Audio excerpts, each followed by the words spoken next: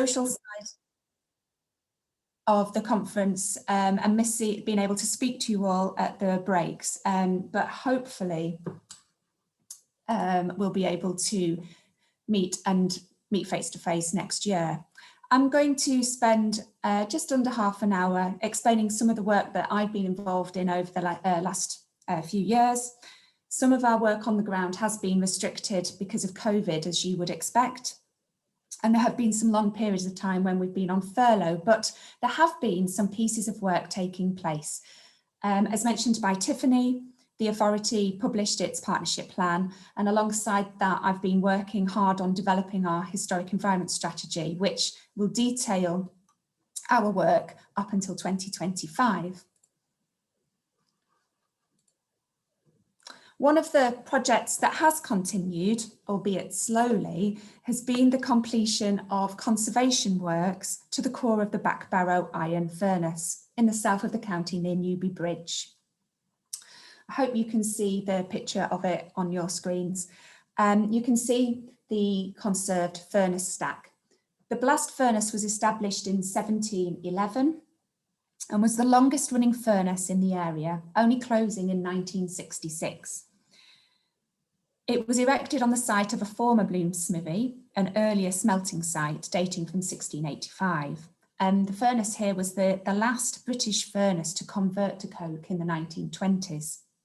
Now, the conservation of Back Barrow has been a very, very long running project.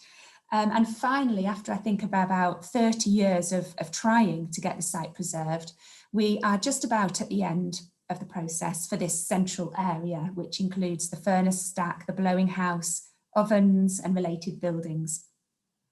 And this conservation work means that this core of the site will be taken off the at-risk register, although some of the buildings that you can see here at the back here, the charcoal and the iron stores and also the pug mill on site are still at risk, and we have further work to do on those. You can see here the blowing house, which housed the blowing cylinders, which replaced the traditional bellows in the late 18th century. The site is being transferred to the Back Barrow Ironworks Heritage Trust to manage and open it to visitors once a few of the final snagging items have been completed on site. It's great to finally get the site conserved and being looked after by the Trust, who are hoping to install some interpretation panels and have their open days. Our volunteers continue to plug away at bracken bashing, and they have my sincerest thanks for doing this. This site is a cairnfield and field system near Burkethwaite on the southwest fells. You can see here some cairns. I hope the arrow is showing you where they are. These are clearings of stones, probably in the Bronze Age, to create areas suitable for grazing or crops. This site has been removed from our Heritage at Risk register because it's now free of bracken. And there are a large number of sites like this in the Southwest Fells, evidence of prehistoric activity in the area when the climate was probably a little bit warmer than today, and it was possible to live and work just higher up in the fells. We have 287 scheduled monuments in the Lake District, and these are sites recognised to be nationally significant, sites such as Castlereagh Stone Circle and Amberside Roman Fort. And of these 287, 20 sites are considered to be what we call at risk. And that means there is an issue at the site, possibly an erosion risk or damage that is putting the site at risk of losing its significance. In the National Park, one of the biggest risks to the condition of archaeological sites is bracken. And we have a programme of bracken removal to remove and keep the growth at its bay, largely led by our volunteers. The problem with bracken is that the rhizomes churn up the soil and damage any surviving archaeological deposits. They also obscure sites and prevent people being able to see and appreciate the sites on the ground. Over the last 10 years, we've managed to remove 69 archaeological sites from the at-risk register. You can see the reduction of these on the slide here. And we're going to continue plugging away at this. It's been a phenomenal achievement to take that many off. And it's still a priority of our work to focus on removing the remaining 20. But unfortunately, some of those sites that are now left on the list are the more complex, large, or difficult to resolve.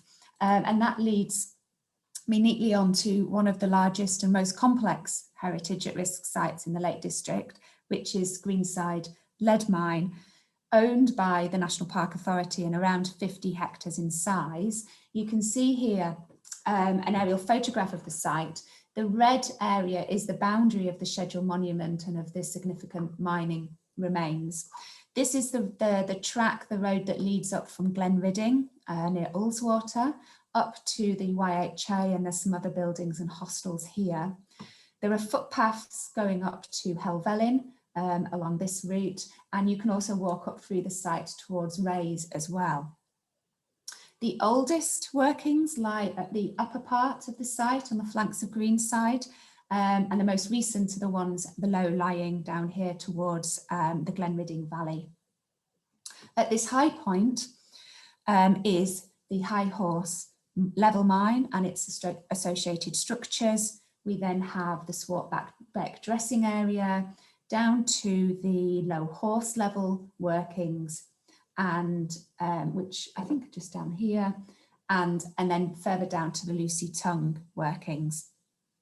This area near High Horse level at the top has been dominated by a line of massive collapses up here caused by the underground workings.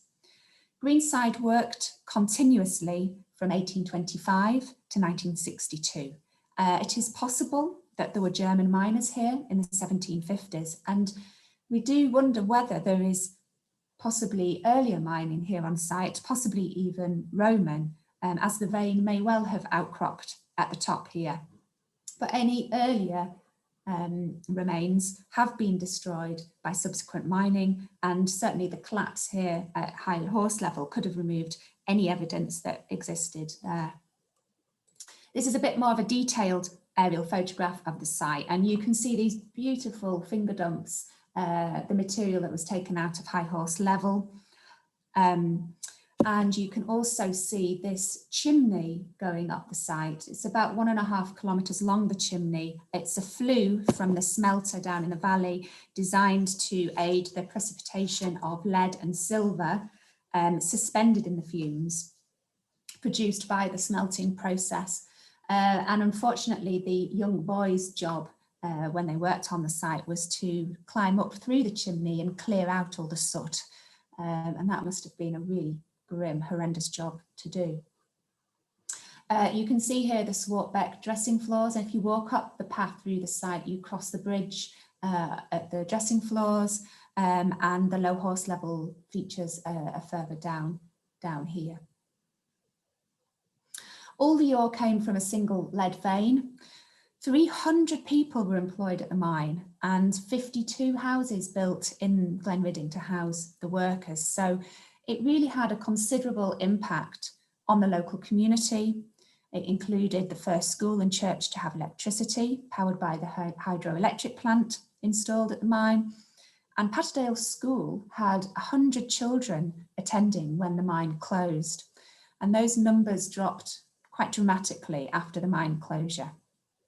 The mine supplied lead to both sides in the American Civil War, and a lot of the lead that was needed for World War II as well.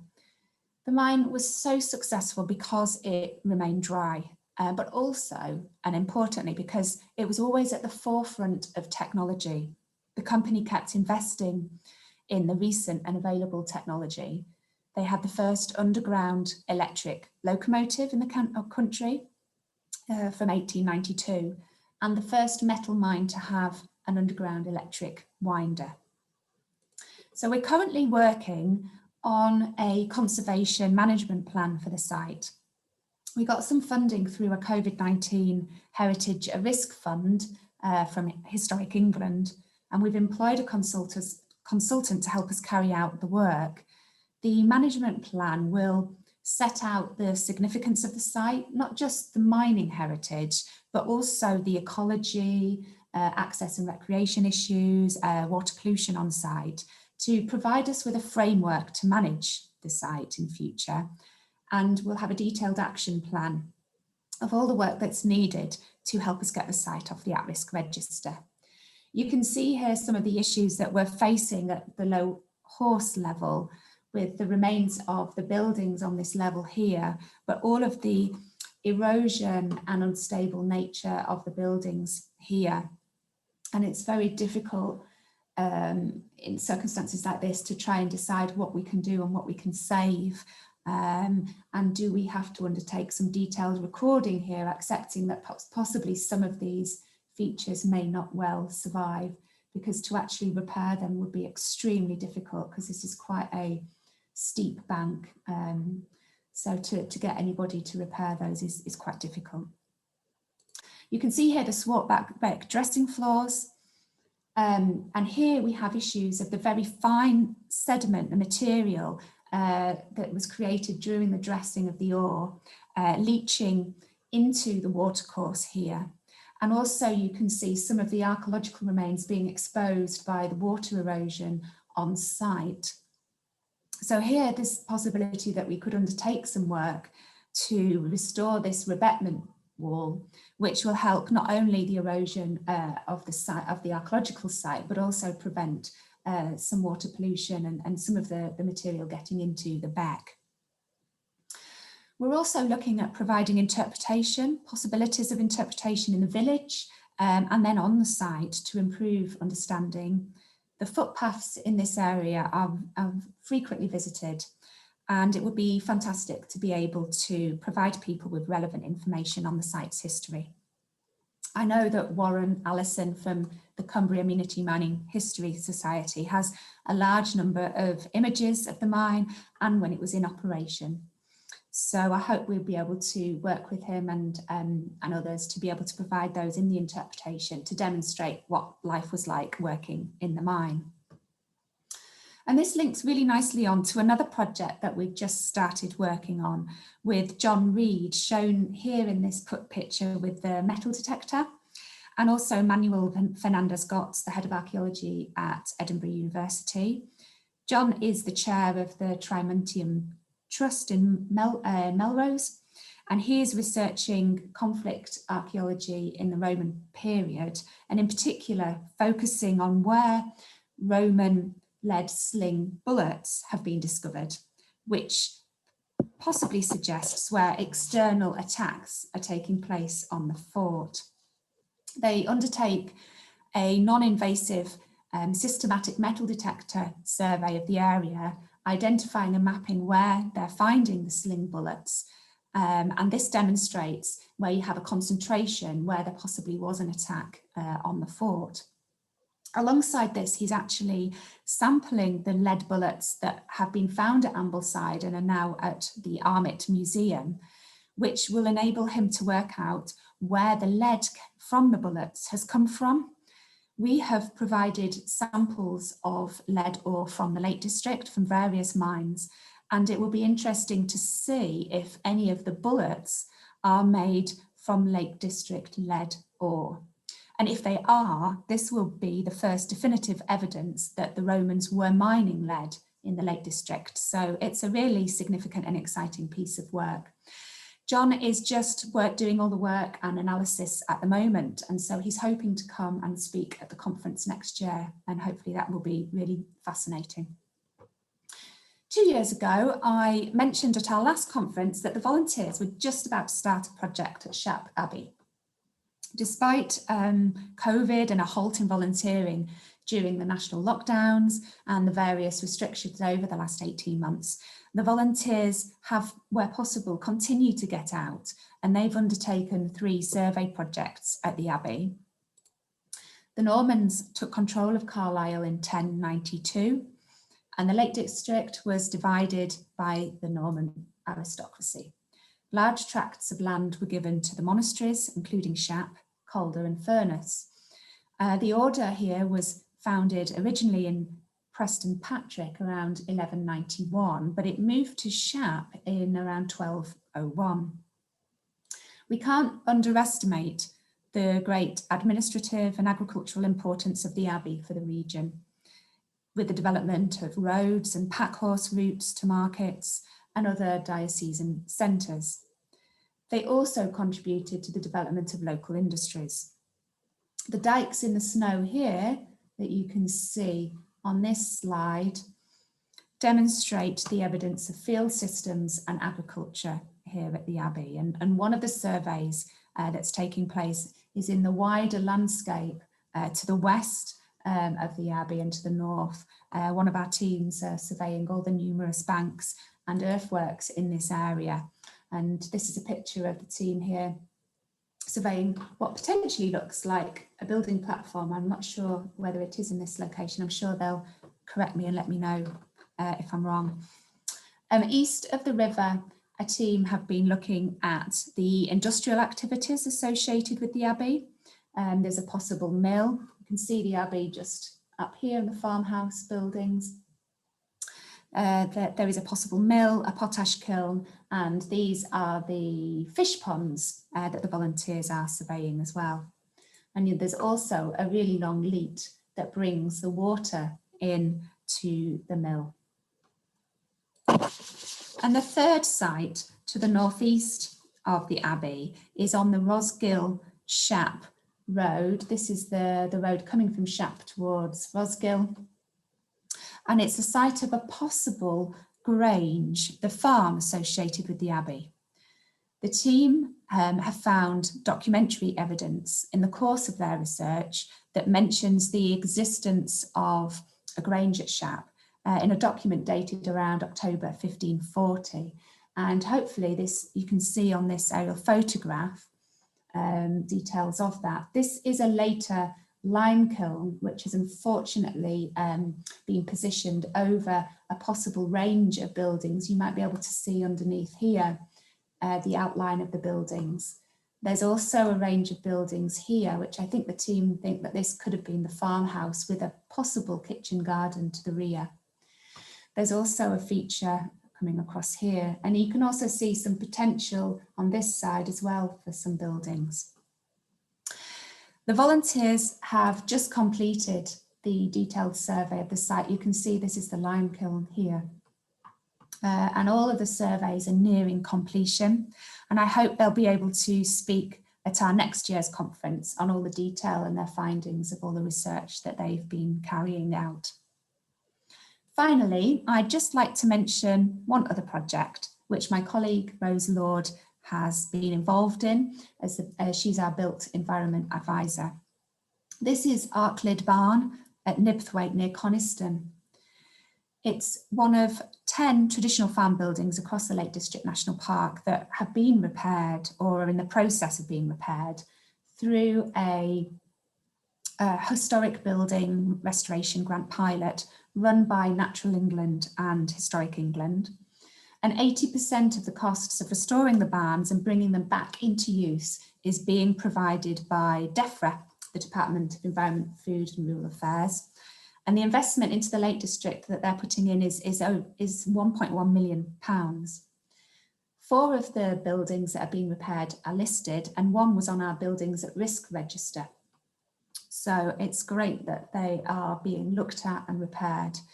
They've used traditional materials and methods of repair with local contractors and locally sourced materials. And you can see here the finished result with the farmer as well. The scheme has covered survey work, architectural and ecological, and the development of a conservation management plan to inform the work that was needed to the building. The aim is to carry out essential repairs needed to see the continued use of the agricultural buildings, ensuring they survive well into the future and leave a legacy for the future generations. Traditional barns are a key part of the historic environment here in the Lake District. They illustrate the historic farming practices and customs, as well as demonstrating the skill of the Cumbrian builders and craftsmen working on all these barns 300 years ago. So you can see the internal features of the barn and the roof that's been restored. So that brings me to the end of my review. I hope it demonstrates the variety of work that has been happening in the Lake District.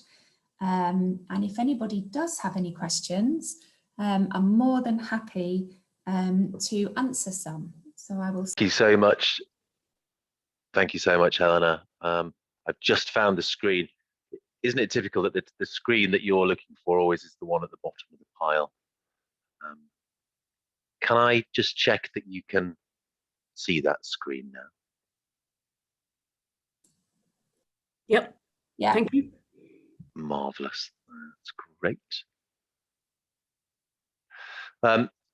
Shall I start by leaving my video on, and then if I get a bit glitchy, do you want to come in and tell me to turn it off to free up the bandwidth? Is that how you'd like to do it? That's fine, Jamie. Yeah. Okay. Jolly good. Right. Well, in that case, I'll make a start. Good morning, everyone. I think in choosing a title for my talk this year, I really wanted to stress what a very unusual 18 months it's been for me, as it has been, I'm sure, for all of us. Normal ways of working, such as site visits and face-to-face meetings, have been replaced by requests for photographs from site and virtual meetings and presentations like this one. Funding for planned projects within the National Trust evaporated during the first lockdown, and we, like so many organisations, have been in COVID reset and recovery mode ever since. At the height of the pandemic, the National Trust furloughed something in the region of 82% of its staff, and in the run-up to last Christmas, we had to say goodbye to around 1,200 of those staff nationwide, or around 1/10 of its workforce. I certainly consider myself to have been very lucky throughout this period of uncertainty and upheaval. I was one of 3 archaeologists from a total nationwide pool of 18 working for the National Trust who were asked to carry on working from home, which in my case meant working from my always too hot or always too cold conservatory.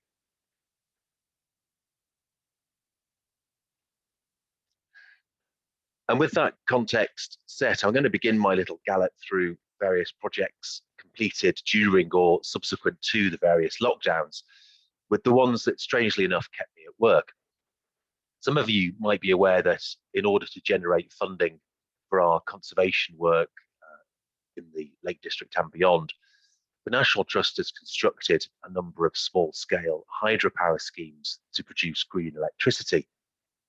First of these was a few years ago now in Sticklegill in Great Langdale, and we've constructed others in Netherbeck in Wasdale, Hayswater in Ullswater, and the one shown on this slide on Coombe Gill in Borrowdale.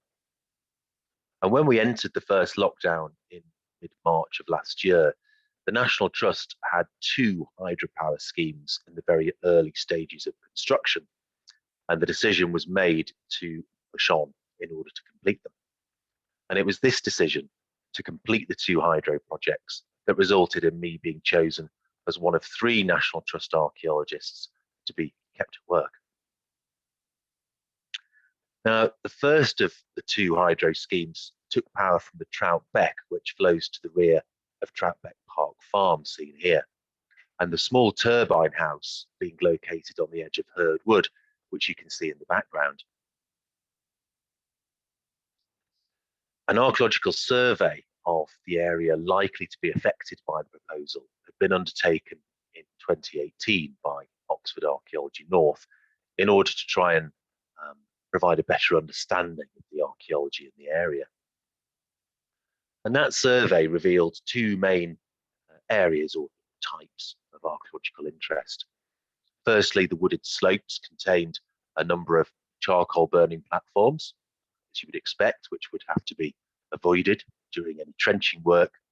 And secondly, there existed alongside Herdwood a barn, which is now part of Troutbeck Park Farm, but which was once part of a separate farmstead known as Herd House. Now, that separate farmstead is depicted, albeit with a certain amount of obvious artistic license, on this undated bird's eye view of Troutbeck Park, which is thought to be a 19th century copy or repainting of an 18th century original. And as you can see, Herd House Farm is located on the opposite side of the Troutbeck from the much larger Troutbeck Park Farm and below Herd Wood.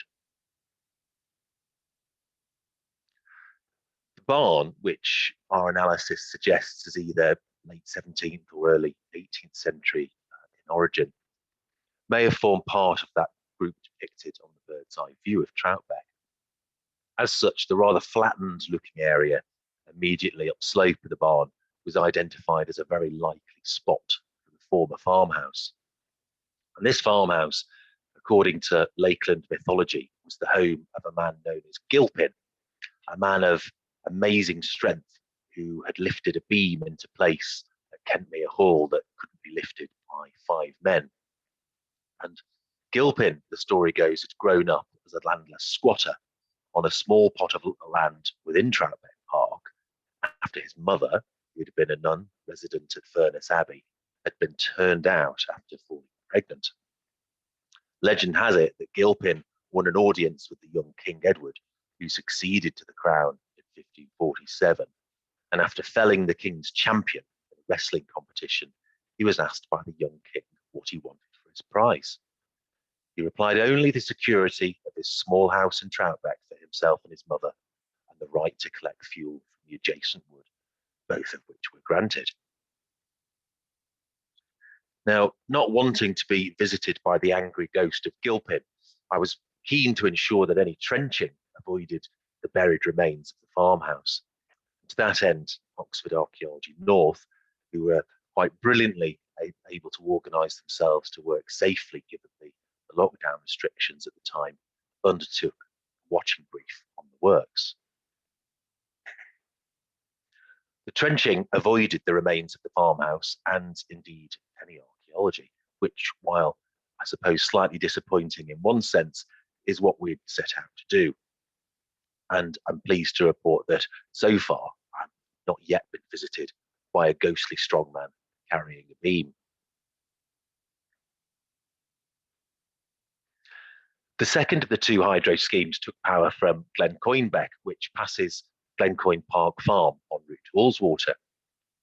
This project was also committed past the point of no return at the start of lockdown and was pushed on. As with the previous scheme, the archaeological resource had been identified and recorded by means of targeted survey undertaken by Oxford Archaeology North in 2018. And in common with a majority of archaeological surveys these days, the methodology combined walkover survey, documentary research, as well as drone photography and remote sensing. And in this image, you can see a rather nice 2D image of the upper part of the survey, which contains the greatest concentration of archaeology and enabled them the mapping of these features prior to field work. If you know the site at all, you can see the row of cottages that's seldom seen close to the bottom right-hand corner of the image. Now, this photographic data was then utilised to create this rather nice topographic map of the same area, which is quite startling in its detail. The sunken watercourses and natural topographic features are very clear in the centre of the image, so too the trees and the vegetation, and again that row of cottages. Look a little closer, however, and the topographic mapping reveals evidence for a wealth of archaeology. The left-hand image highlights a small defined area of ridge and furrow earthworks dotted with the occasional stone clearance cairn. Upstanding features like the small sheepfold picked out with a red arrow also show up very clearly. The opposite image highlights a path running through a landscape of rocks and trees, passing close to the site of a charcoal burning platform located just above a tributary of Glencoynebeck. Perhaps the most significant of the new discoveries was this rectangular longhouse or shieling, complete with its little extension on the right-hand gable. And below this are a series of ruined stone walls, clearance cairns, which are quite likely to be associated with that structure. All of these various recording techniques combined really effectively to reveal over 80 archaeological and historic features which were accurately recorded and mapped and shown here in blue. These next few slides give you an idea of the type of terrain which was surveyed to such good effect. Undertaking the survey in spring when the vegetation is low and the bracken yet to emerge is of course key, as many of you will know. On the left we can see one of those charcoal burning platforms which we recorded, while the image on the right shows a rather nice intact washfold. The next image on the left shows the rectangular longhouse or shieling structure with its small extension picked out on its gable closest to the camera, while the right-hand image shows one of the tumbled walls which might form part of the associated enclosure. Now, close to the northern boundary of the study area, we found this very peculiar feature. The structure appears as two rather neat parallel dry stone walls with a partial infill of stone and earth that has a certain uncompleted appearance, and a tributary of Glencoyne Beck runs through the centre of the structure. This feature was interpreted as a dam intended to create a standing body of water to the rear, which was perhaps never completed. Historic maps indicate that this structure was erected sometime prior to 1899, and it is likely that the dam had been intended to serve the sawmill shown on the hillside above Glencoyne Park Farm on the OS map of 1899. The depiction of both a leat and an aqueduct supplying the sawmill would certainly suggest it was water-powered, which raises the possibility that this dam was intended to secure a supply of water, possibly during dry summer months and droughts, but might have been made redundant by a change of plan or the arrival of a steam engine. With the archaeology surveyed in such detail, it was possible to tweak the initial designs for the trenching route for the buried water pipe to be guided through the landscape, avoiding all known features of interest. Once again, avoiding disturbance to archaeology was always our aim, so I haven't got any juicy photographs of archaeology to show you. However, the next thing I'd like to mention relates to something that you will all have seen, but possibly not for a little while. That's the Three Shires stone. The Three Shires stone is made of limestone, quarried from Cartmel in 1816 for William Field, who then held the post of Furness Roadmaster. And at that time, Cartmel and Furness were both in Lancashire. As you can see from the two images, the front face of the Three Shires stone is inscribed with the single word Lancashire, with the reverse of the stone carved with the initials WF for William Field and the date 1816. Now, Field had intended his new monument to serve as a more conspicuous marker to show the location of the original Three Shire stones, which marks the meeting of Cumberland, Westmoreland, and Lancashire north of the Sands.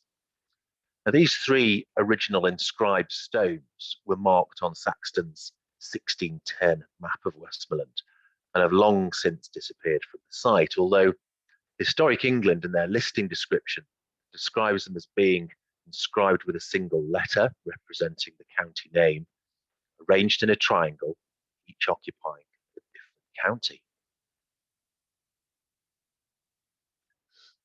The Three Shires stone has for some time been something of a popular landmark for walkers and climbers, and more recently motorists enjoying the mountain scenery. The the three inscribed stones might be among those arranged around the foot of the Three Shires stone seen in the left-hand image.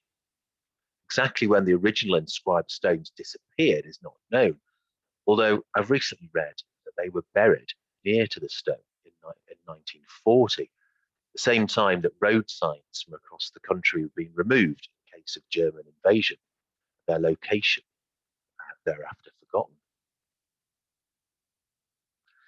In 1997, the Three Shires stone was broken into 4 sections by an encounter with a reversing vehicle, and it was restored the following year by Gordon Greaves, stone masons based in Troutbeck Bridge, and the 4 pieces were reattached using steel rods. When the 3 shies stone was re-erected in 1998, the undertaking was recorded with the addition of this stone plaque set into the turf by the roadside, and a number of large stones were also installed to protect the stone from reversing cars.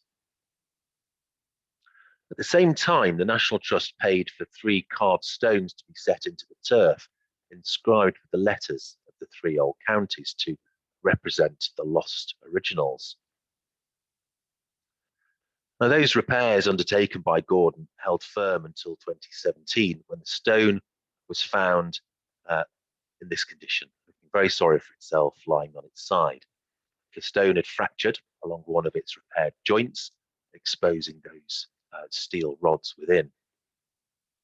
The 4 fragments of the toppled stone were brought back to Greaves for examination. Gordon's version was not an encouraging one. Stone was damaged when it fell, and the chances of a lasting repair were very slim. It was, he said, time for a new stone to be made.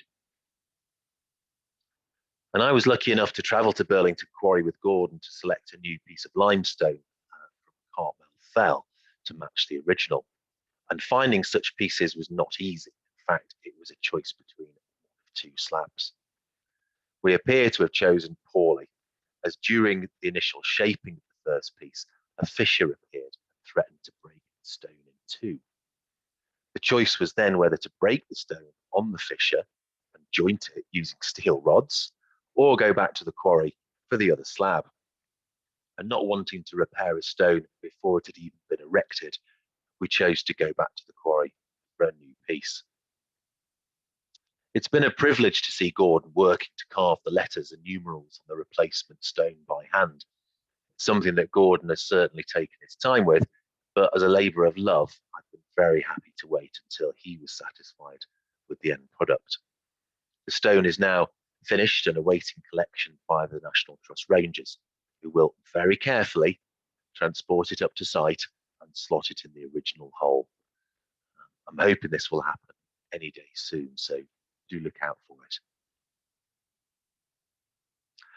The next thing I want to share with you is a recent discovery of a second possible grinding or polishing stone at Wetherall near Carlisle, which may have an association with the stone axes procured from the Lake District fells during the Neolithic. Wetherall's best known for its Priory Gatehouse, shown here, a 15th century stone fortification now privately owned and in the care of English Heritage. The priory of which it formed part was founded at the start of the 12th century, and the gatehouse controlled the entrance to its courtyard. As a defensively minded structure, the gatehouse was designed to act like a miniature peel tower to provide a stronghold or temporary refuge during the period of Scottish raids. And when the priory was dissolved, the gatehouse and a nearby stretch of wall were the only sections to survive. Now, less well known are Constantine's Stables, which are located on the bank of the River Eden, some 700 metres to the south of the gatehouse. See here, the structure comprises 3 rock-cut chambers believed to be 14th century date, although it's possible that the 3 chambers of Roman origins, a possibility supported by the presence of Roman inscriptions on the rock face below. If you've not seen them, this is what they look like, and the cells were known locally during their period of use as the Wetherall Safeguard, and again appear to have been used as a place for safety and refuge in response to those pesky Scottish raiders. And the Roman inscription previously mentioned reads Maximus Scritzit, which is a slightly Monty Python-esque misspelling of Maximus wrote this. And below this first inscription is a second that reads Leg 20 VV Contrasius, accompanied by the figure of a stag written by 2, followed by 2 written in numerals. And this legend translates as the 20th victorious Valeria Legion, who was stationed in Britain between AD 88 until the late 3rd century, spending most of their time in the legionary fort at Chester. And the 2 suffix at the end of the inscription is likely to identify the particular cohort of the 20th Legion who were present in the area. A fragment of the inscription sheared from the natural cliff face and fell onto the riverbank in December 1995 and was afterwards removed and deposited at Tully House Museum, where it could be seen and enjoyed as part of their collection of Roman inscriptions. And the presence of this Roman inscription is, I think, relevant to what comes next.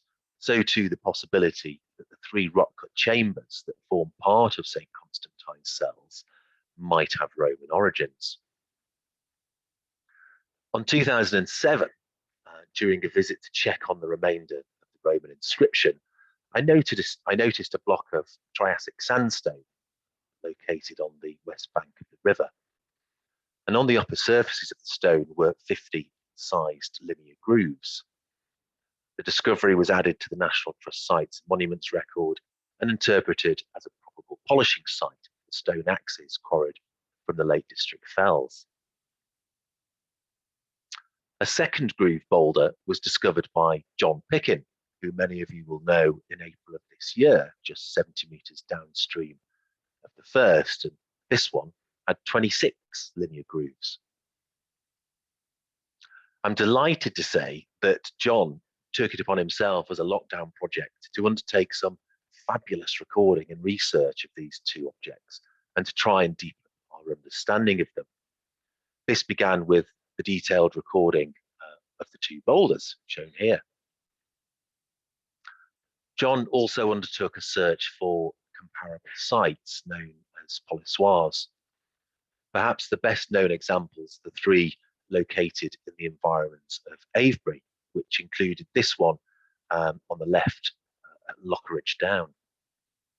A number of other good examples have been discovered recently in Scotland, including the one on the right at Lubus on the Isle of Bute.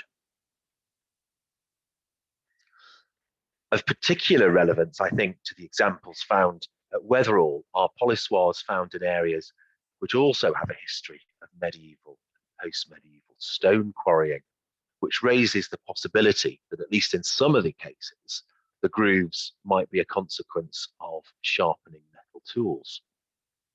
Examples of polishing stones found close to stone quarries, including these examples from Broomer Wood near Stirling and Gardham's Edge overlooking Baslow in Derbyshire.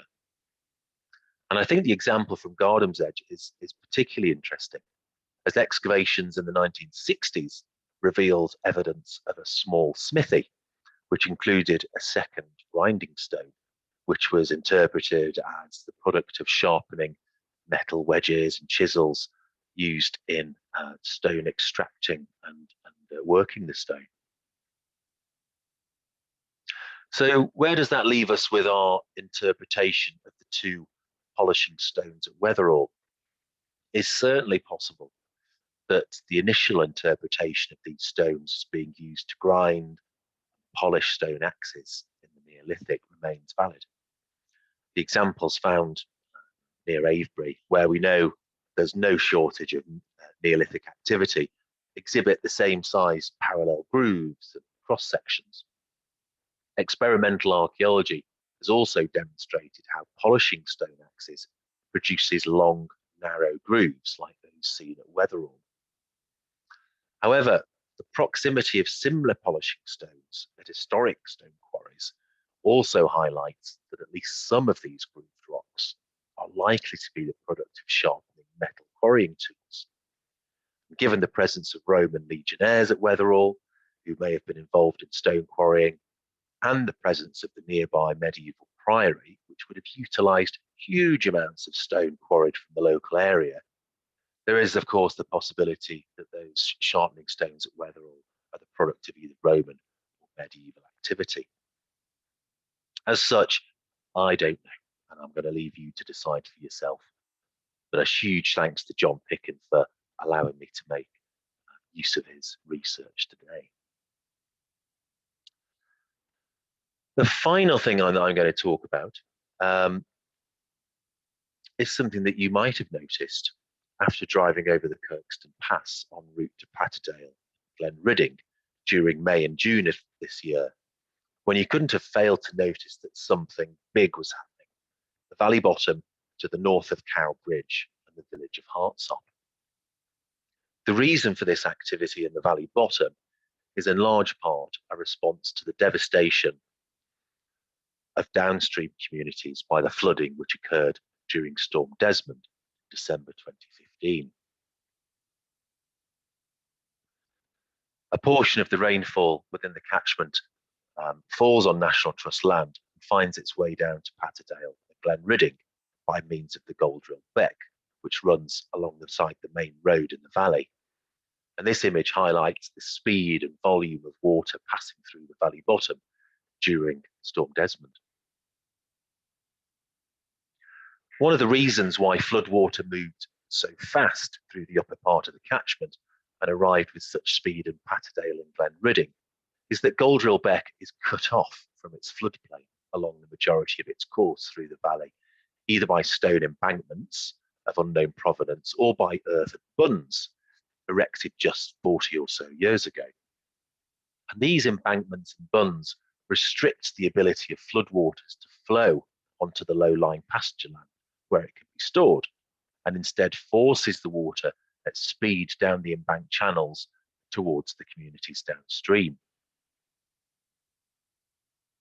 In places where the banks and bunds failed or simply overtopped, the effects of Storm Desmond were similar to those seen downstream. The image on the left shows the spread of stone littering fields adjacent to the road in Hartsop. Stone was eventually picked up by staff and volunteers and the walls rebuilt. However, these walls have been rebuilt 4 times in the past 10 years, which begged the question, just how sustainable are these field systems? Further downstream, former pasture fields have been lost beyond the point of recovery as embankments burst, allowing floodwaters to drop thousands of tons of stone and gravel onto grazing land.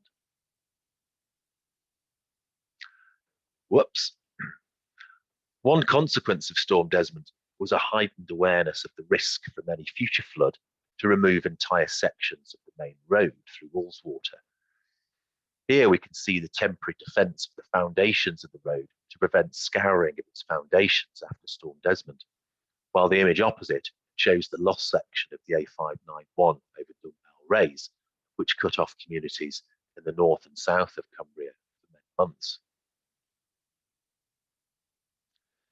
It was clear that the risk of further significant storm events having similar devastating impacts on the land belonging to the National Trust and upon the communities downstream that some sort of intervention was required.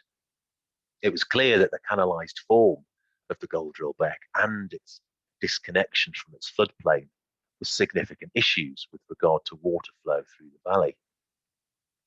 Hydrological analysis revealed that the Goldrill Beck wished to shift its course from alongside the road, seen on the far side of the valley bottom in this image, to a more central position occupying the lowest lying land of the valley bottom. Of course, this was a significant concern as the valley bottom is a rather wonderful historic environment. While archaeological sites are few and far between, there is much significance in the historic field systems themselves. This rather wonderful extract from a survey of the Manor of Hartsop from 1764 shows Goldrill Beck flowing northwards from Brothers Water along the western edge of the valley bottom. To the east of Goldrill Beck, 2 large fields referred to as Brothers Field and Low Hartsop Field. The survey schedule records that these fields were open and divided up between the various tenants of Hartsop for use as pasture and meadow. And while we lack a firm date for the enclosure of the valley bottom, it's reasonable to think it would have been analogous with the enclosure of other valley bottoms which occurred in the 12th century. And the repositioning of the Goldrill Beck alongside one side of the valley to maximise the amount of valuable bottom land available is very likely to have occurred at the same time. As with all landscape interventions, the works at Goldrill Beck were examined through a process of heritage impact assessment.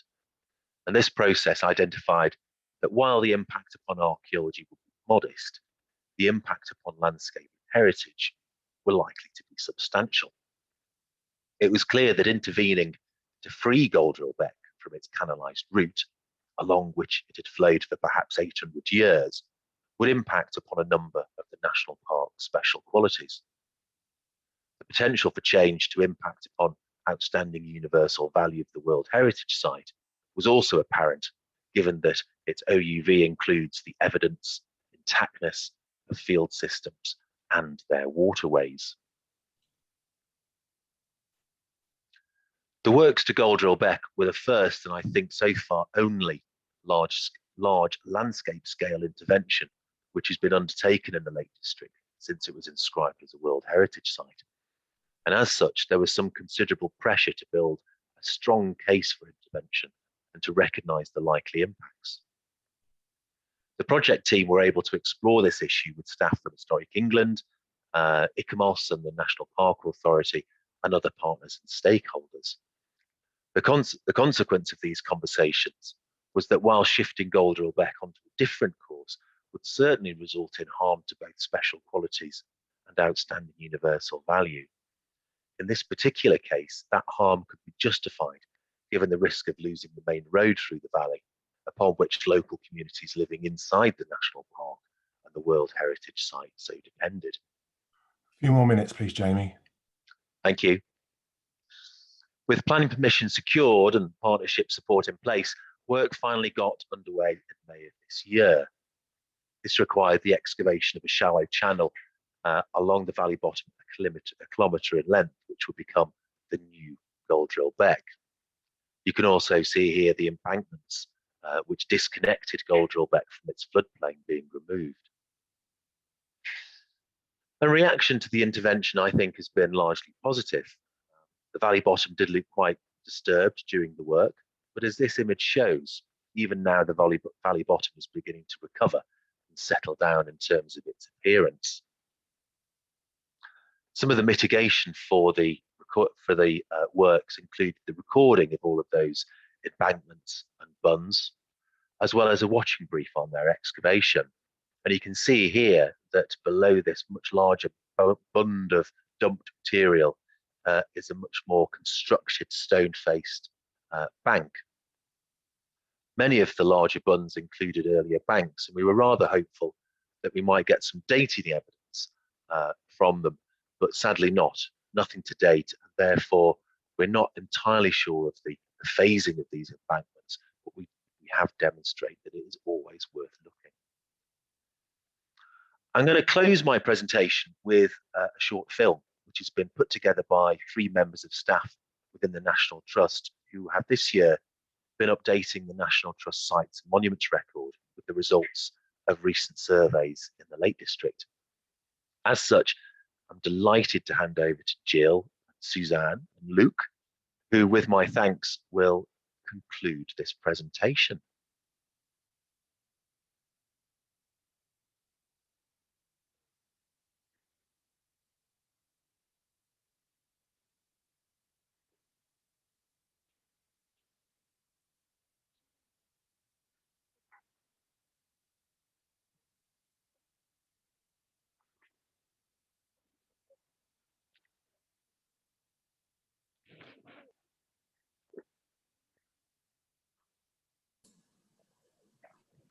Jamie, I can't hear anything, I'm afraid. Can you not? Ah, right, okay. Thank you for telling me. Hang on.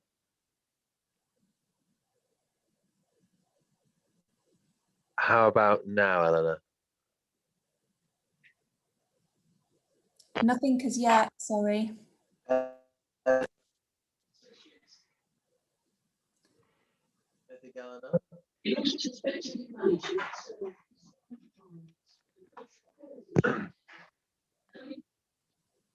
Yeah, it was starting to come through then. Okay.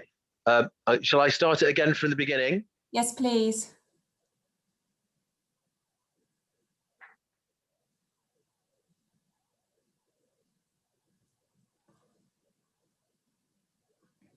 Sorry, I haven't got anything. Eleanor, Yeah. can I suggest that we take a pause and then we play it from your Yeah. laptop, because I transferred you the presentation this morning.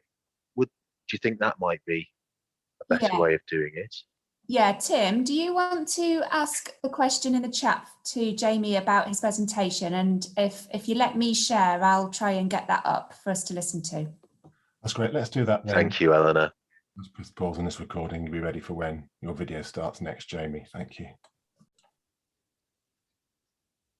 An archaeological condition assessment for the Derwentwater area was commissioned by Jamie Lund and completed by Northern Archaeological Associates.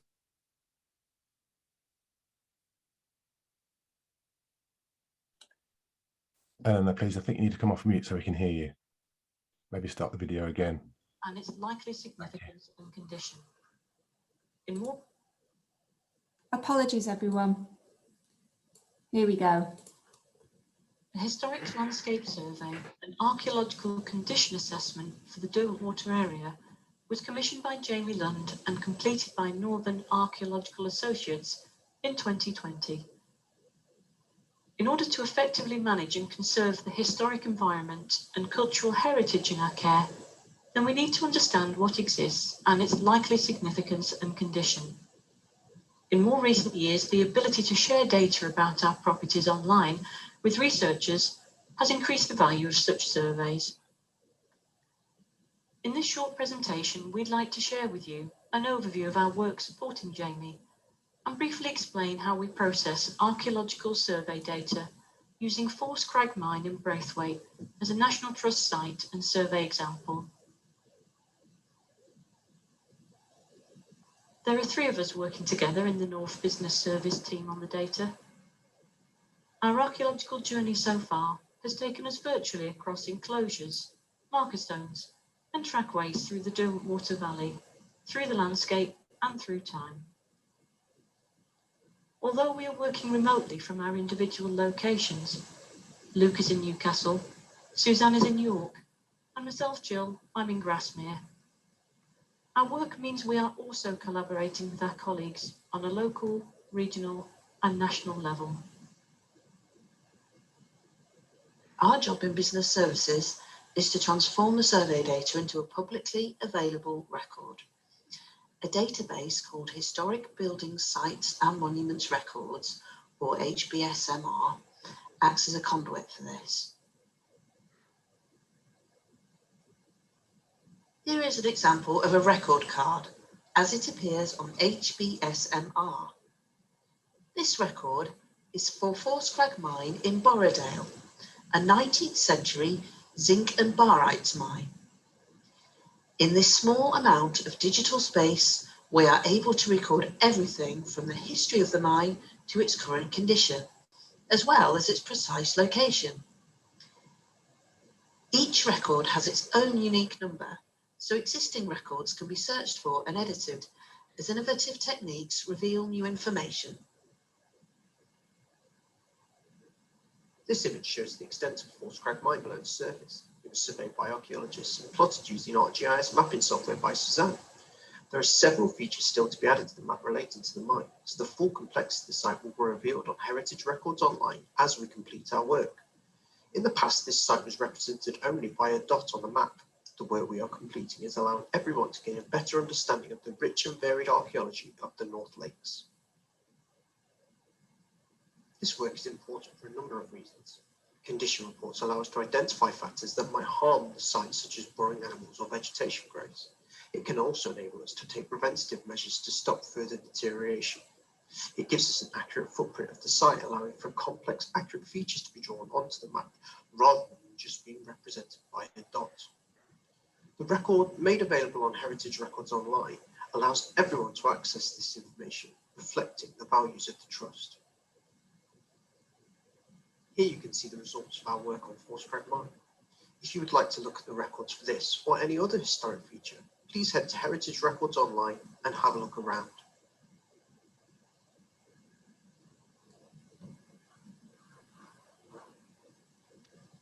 Thank you so much for playing that, Eleanor. Al, it's a pleasure to have Al with us this morning. Al's, well, an experienced archaeologist. You've worked for Historic England in the past, and you're now studying for a PhD at the University of York, and recently undertook a survey of the stone circle at Castlereagh. So it'll be really good to hear the results of that survey. Thanks very much, Al. I'll pass over to you. Thank you very much indeed. Can you all see my screen at the moment? Is that working, Eleanor? Yes, it is.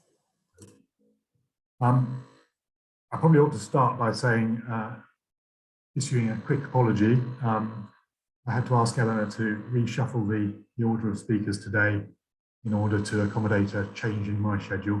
So thanks very much to her and to my fellow speakers for allowing that to happen. And apologies to anyone who's expecting to hear someone else at this point. Sorry, it's just me. In the meantime, however, I have thought of a much more alluring title for my talk than the one I initially gave, so I've put that at the bottom of the screen. And I think that is the key to what I'm going to be talking about today. I should also start by acknowledging the contribution made by my fellow fieldworker, Constance Joja, who took this rather beautiful photograph, which actually belies the conditions that we worked in, because the fieldwork was undertaken over just a couple of days in late December, immediately before the pandemic started. And throughout those 2 days, we had near horizontal hail and rain. So this photograph was actually taken on a different occasion. I'd also like to say thank you very much to Jamie Lunt, who we just heard from, for supplying me with lots of background material and for organising access and things. And also to the University of York, who funded the field work, both for this investigation and for the one I'll be talking about next.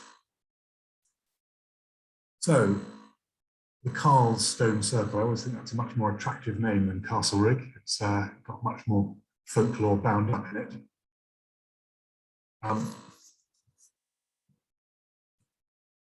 So even my PowerPoint is not working.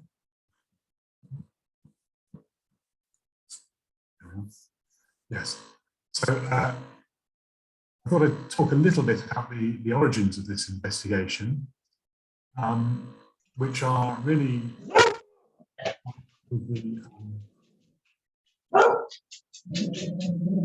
dog is on the loose, I can hear. Apologies, I'll get that muted for you.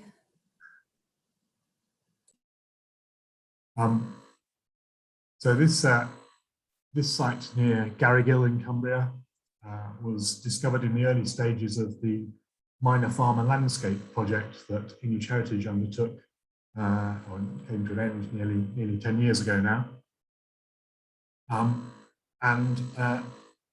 This site was recognised as being an anomaly amongst all the other enclosures that we found during that project, of which there were more than 20 in the end.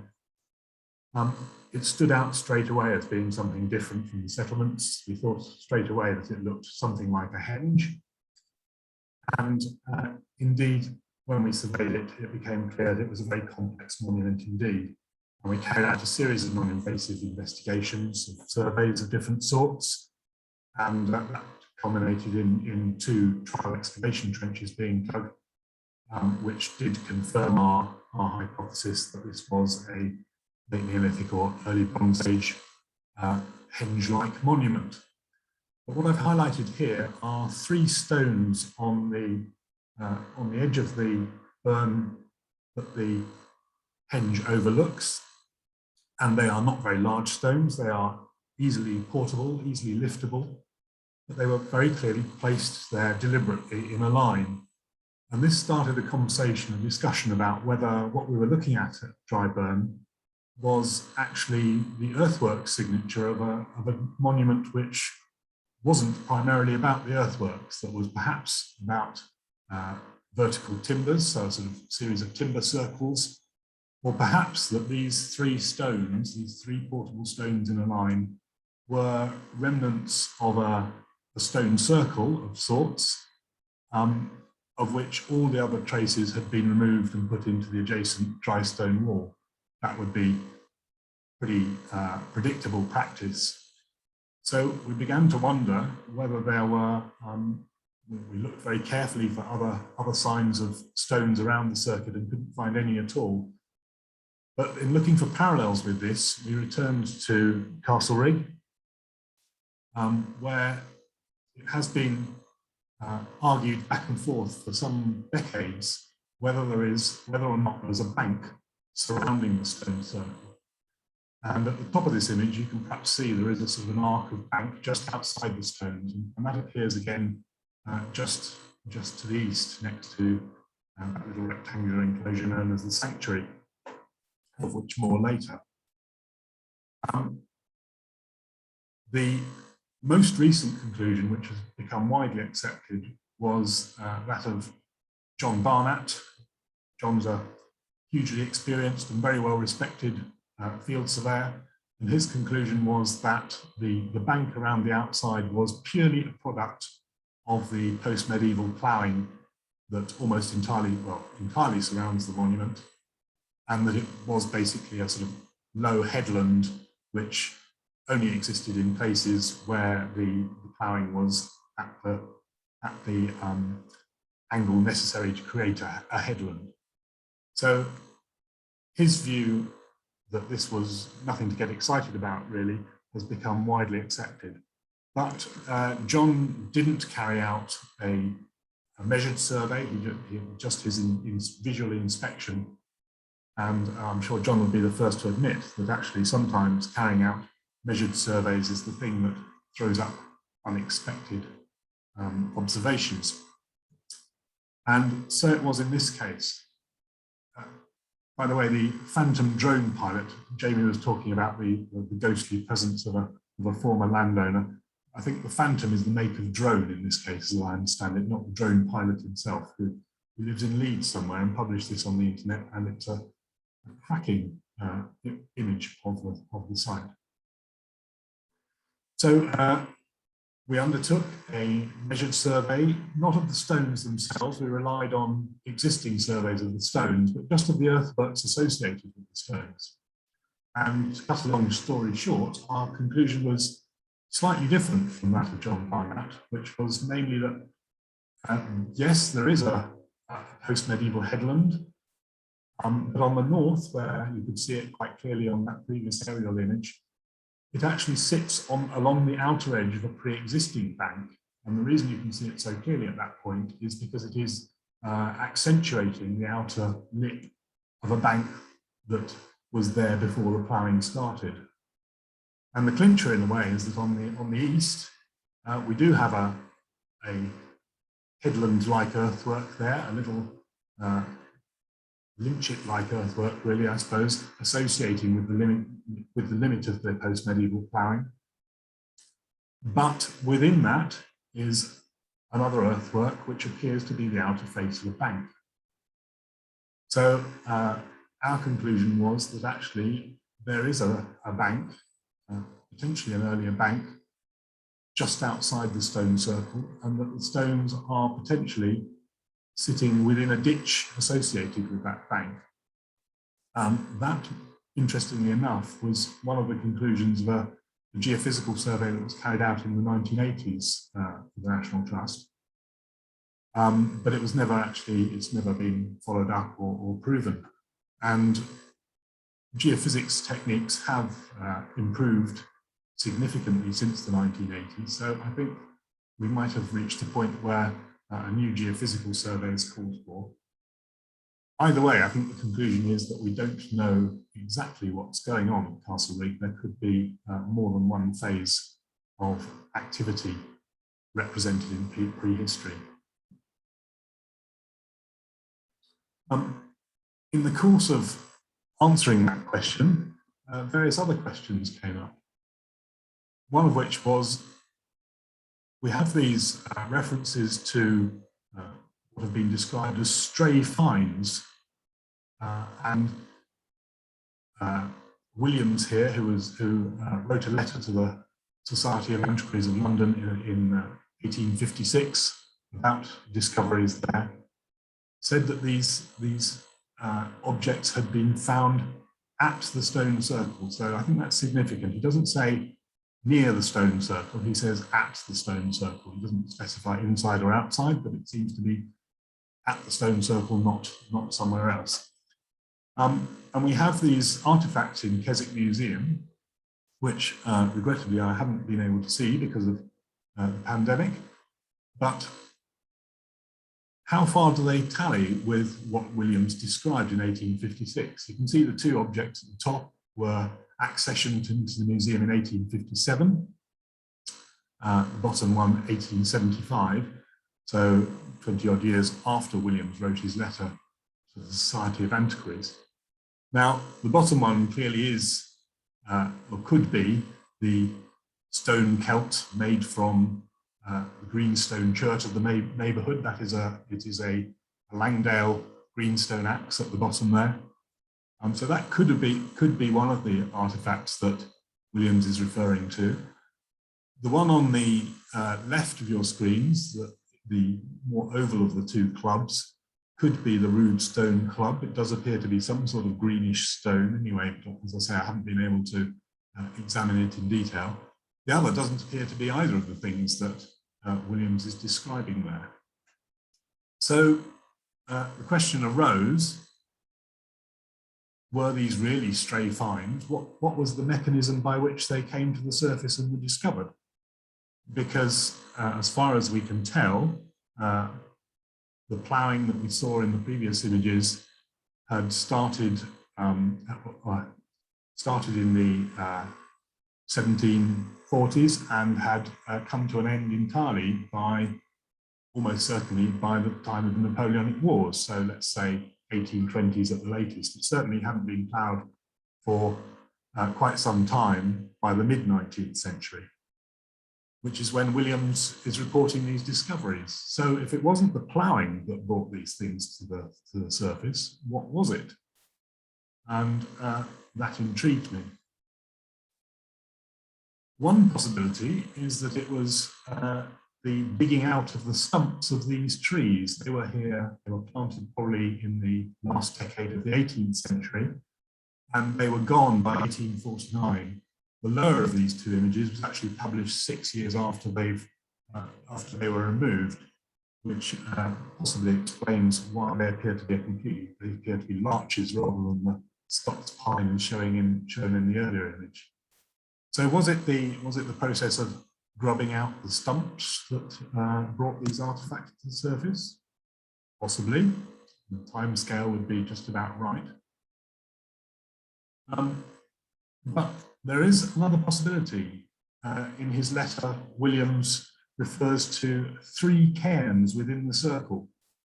Now, there are 2 very obvious low barrows. Actually, I say very obvious, only one of them has been recorded in detail before. But they don't appear to be cairns as we would use the term today. They're not stone monuments, they're purely earthen.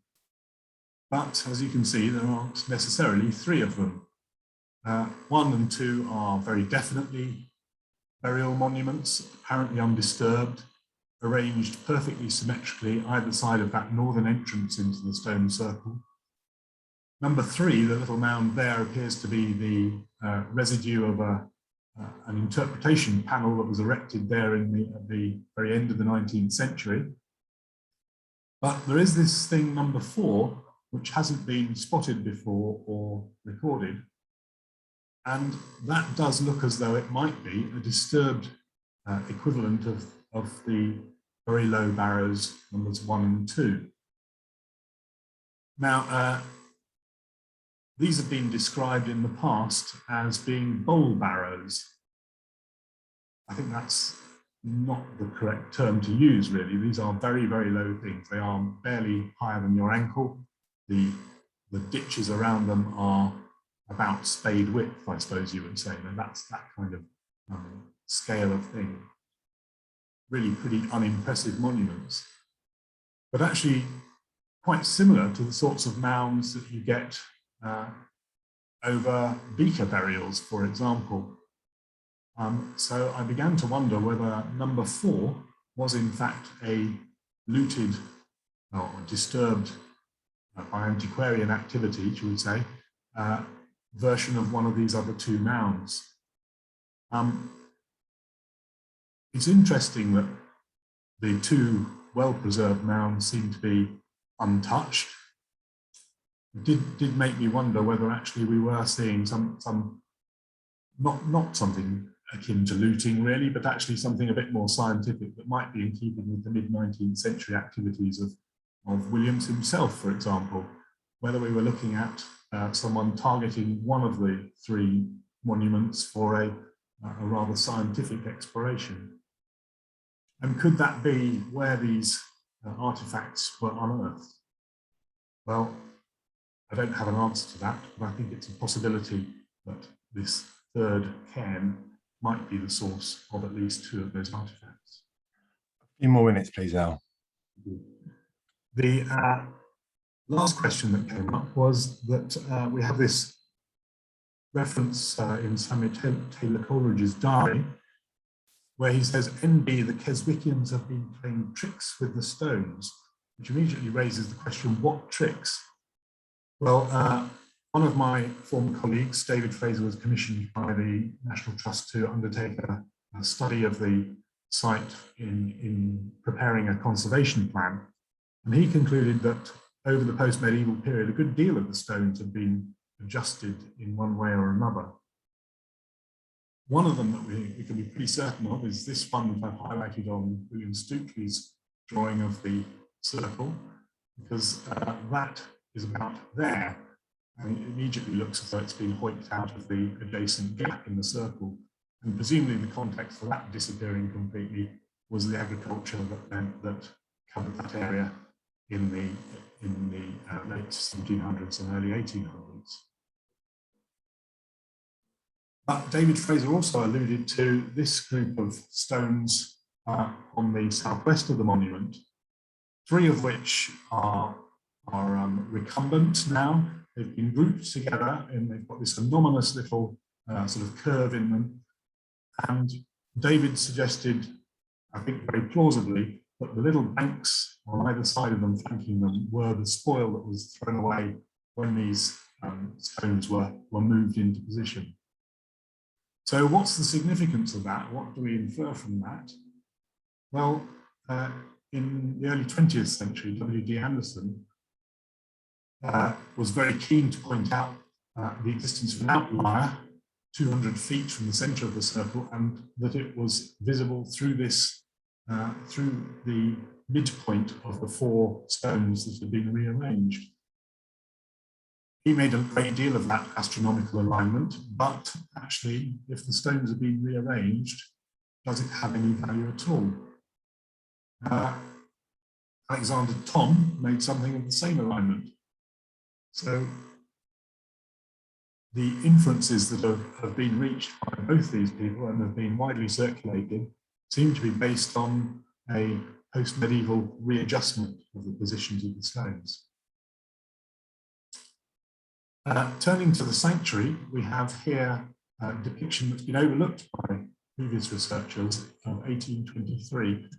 And I've highlighted one of the stones in the sanctuary, because that later became this stone. It appears to have been moved from there to there. So when we think about the sanctuary, well, looking at those stones, actually none of them is beyond the bounds of being moved by hand. I began to wonder whether this was part of the original monument at all. Actually, it appears to have, could have a lot in common with a medieval shieling or just a simple pen. And the context in which this is found, it seems to be that there is, despite the name Rig in the castle rig, there doesn't appear to be any medieval ploughing up there. So it appears to be an area of common pasture where you might find either pens or little sheilings like this one. So it's disappointing in a way, I suppose, to have to write this off as being a sanctuary, or potentially write it off as being some anomalous prehistoric structure. But I think in my mind, it seems fairly likely that this is actually a much later modification of the stone circle. Back projecting from that, we have to wonder where these stones actually came from.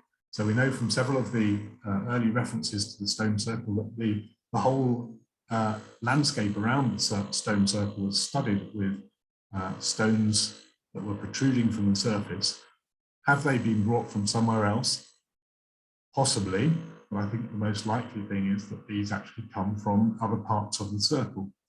In other words, that the form of the circle has not just been modified in the post-medieval period, but has also been very significantly modified in the medieval period as well. To me, that does not in any way diminish the worth of Castle Rig Stone Circle. Actually, it just adds to its interest that it is a landscaping microcosm, if you will. It has a history through time, and therefore I don't think we should be too disappointed. I hope no one else is, that I'm reinterpreting parts of it as being a product of medieval and post-medieval activity. So I'll stop there and say thank you very much. That's part one. Thank you very much, Al. Fascinating. It's really interesting. I've just been distracted by a message in the chat saying, where can we read your findings? So I probably should mention the publication where these findings are written up in, and I'll just show it on the screen. The New Light on the Neolithic of Northern England, edited by Jill Hay and Paul Frodsham, and Al's both presentations that he's giving today are both in this book, which is well worth looking at for recent work on the Neolithic in the north. So they're both in there. I'll just keep going, Tim, because there's another question up here from Peter Style that has asked, is there any suggestion of an adjacent earlier enclosure as at Long Meg, sorry. No, I think there isn't. There was a great deal of speculation that's been going on for a long time about whether there was another stone circle closer towards Keswick, which was a suggestion made, when was it first made? Just trying to think. I think rereading the geological descriptions of the area from more or less the same period, it's very clear that there wasn't another stone circle. I think we can lay that one to rest finally. There were lots and lots of glacial erratics sticking out of the surface, and that must be confirmation that the area was never ploughed in the Middle Ages. But there doesn't appear to have been any form of enclosure adjacent to the stone circle that we can see on the surface. Nevertheless, the geophysics that was undertaken in the 80s, that I referred to, was very tightly confined to the area of, I mean, it went literally just beyond the stones. So there is scope, I think, to actually have a look at the wider area and see if there are other features in that field that have been masked by the post-medieval ploughing. I think there is also a question over whether the enclosure that we've tentatively identified as being underneath the stone circle is actually, it appears not to be contemporary with it. It's slightly more oval than the stone circle, and as I mentioned, it looks as though the stones might be set on the line of the ditch rather than coinciding with the bank. So there is some chronological uncertainty there, which I think excavation is the only way of resolving that now. Well, I was going to say, I think perhaps the only way forward now is potentially to resolve some of these questions is to look at excavation as a means of addressing those issues. Indeed, and you know, whether that would deliver the results that were wanted by the National Trust, for example, is another question, I think. Yeah, you know. yeah, totally. Just quickly, another question. If the sanctuary is a medieval animal pen, would there not be evidence of a bank or smaller stones to fill in the gaps? That's from Joy Davis. Yes, and I think the potential explanation for that is that just as at the first site we looked at, in the North Pennines, that it seems that there were small stones in between the larger ones at some point, but that they've by and large been taken away. The whole field is surrounded by dry stone walls, and it would be, as I said about the monument to the North Pennines, absolutely normal practice for all that small portable material just to be taken out and reused elsewhere. So yes, I think we're seeing obviously the field walls roundabout are post-medieval as well. So I think we're seeing, you know, multiple modifications on modifications really in that monument. Mm. Thanks, Al. And finally, just one last question from Dan Ellsworth. Is there any consensus on what the derivation of castle element in Castle Rig is? As far as I'm aware, it is supposed to be derived from the carles. So the Carlsrig, carles being dancing figures, I suppose. So there we're kind of in a very familiar folklore country where, you know, with people dancing on the Sabbath or whatever who've been turned to stone. So I think that's the consensus as far as I'm aware that there is one. Brilliant. Well, thank you ever so much, Al. It's fascinating. I can't see any other questions or any other hands up.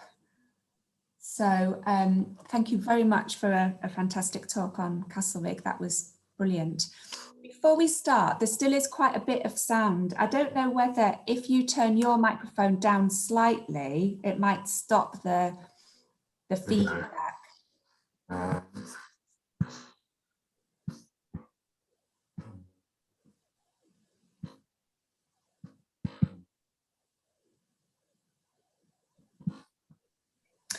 I was trying to work out where it was best for you to be. Sometimes it disappeared when you were nearer the screen, and sometimes it disappeared when you were further away. So, but don't.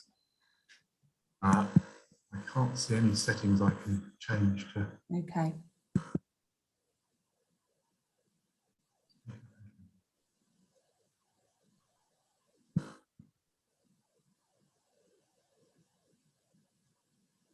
I think the laptop's getting hot as well, which might mean it's making more noise than it should do.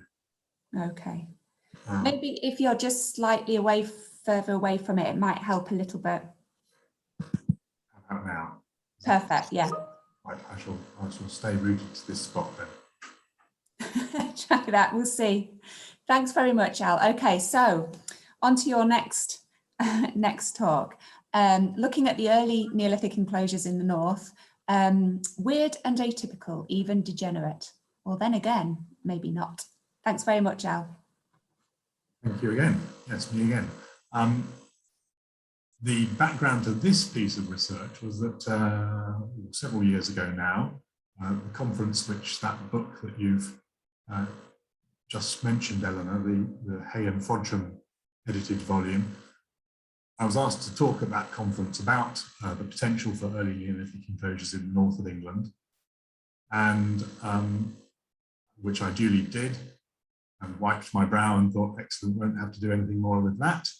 And then they announced that they were going to publish the proceedings, and I thought, oh, I better go and do the work properly now.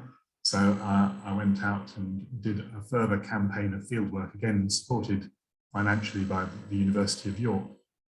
So this is, I think, mentioned at the start that this was related to my PhD. My PhD is about enclosures in the south of England, really, but this is a kind of an adjunct to it. So it's been a very useful foray into different landscapes. So yes. Before we talk about what weird and degenerate causeway enclosures look like, I thought we ought to start by talking a little bit about what the classic typical ones are. The type site for causeway enclosures in the south of England is well known as the one on Windmill Hill, just near Avebury, which in many ways, although it's long been called the type site, is actually very, very different from the most typical ones that we find. There is a lot of variation around the theme on causeway enclosures, but the one at Windmill Hill is particularly unusual. Slightly more usual in some ways is this one, which was the first one to be identified in the British Isles at Knapp Hill. This was identified in 1909 as being something different from hill forts, and you can see that it is composed of this discontinuous line of banks and ditches. And actually Knapp Hill is also quite unusual. You might think they're all unusual, but this one is unusual in that the scale of the bank and ditch is really quite monumental. And unusually, the causeways that give the monument class its name are exactly commensurate in the bank and in the ditch. So more often than not, the bank is much more continuous than the ditch, which has led to suggestions that actually the ditch digging is, although that's what excavating archaeologists have focused on for the past 50 odd years, that really the ditches are really nothing more than a quarry to obtain material for the upstanding bank, notwithstanding what happens afterwards in the ditches where special deposits of various sorts are carefully placed in the bottoms of them. But that to begin with, at least, it is the upstanding element of the site which is the key. And of course, that is what usually survives yeast well.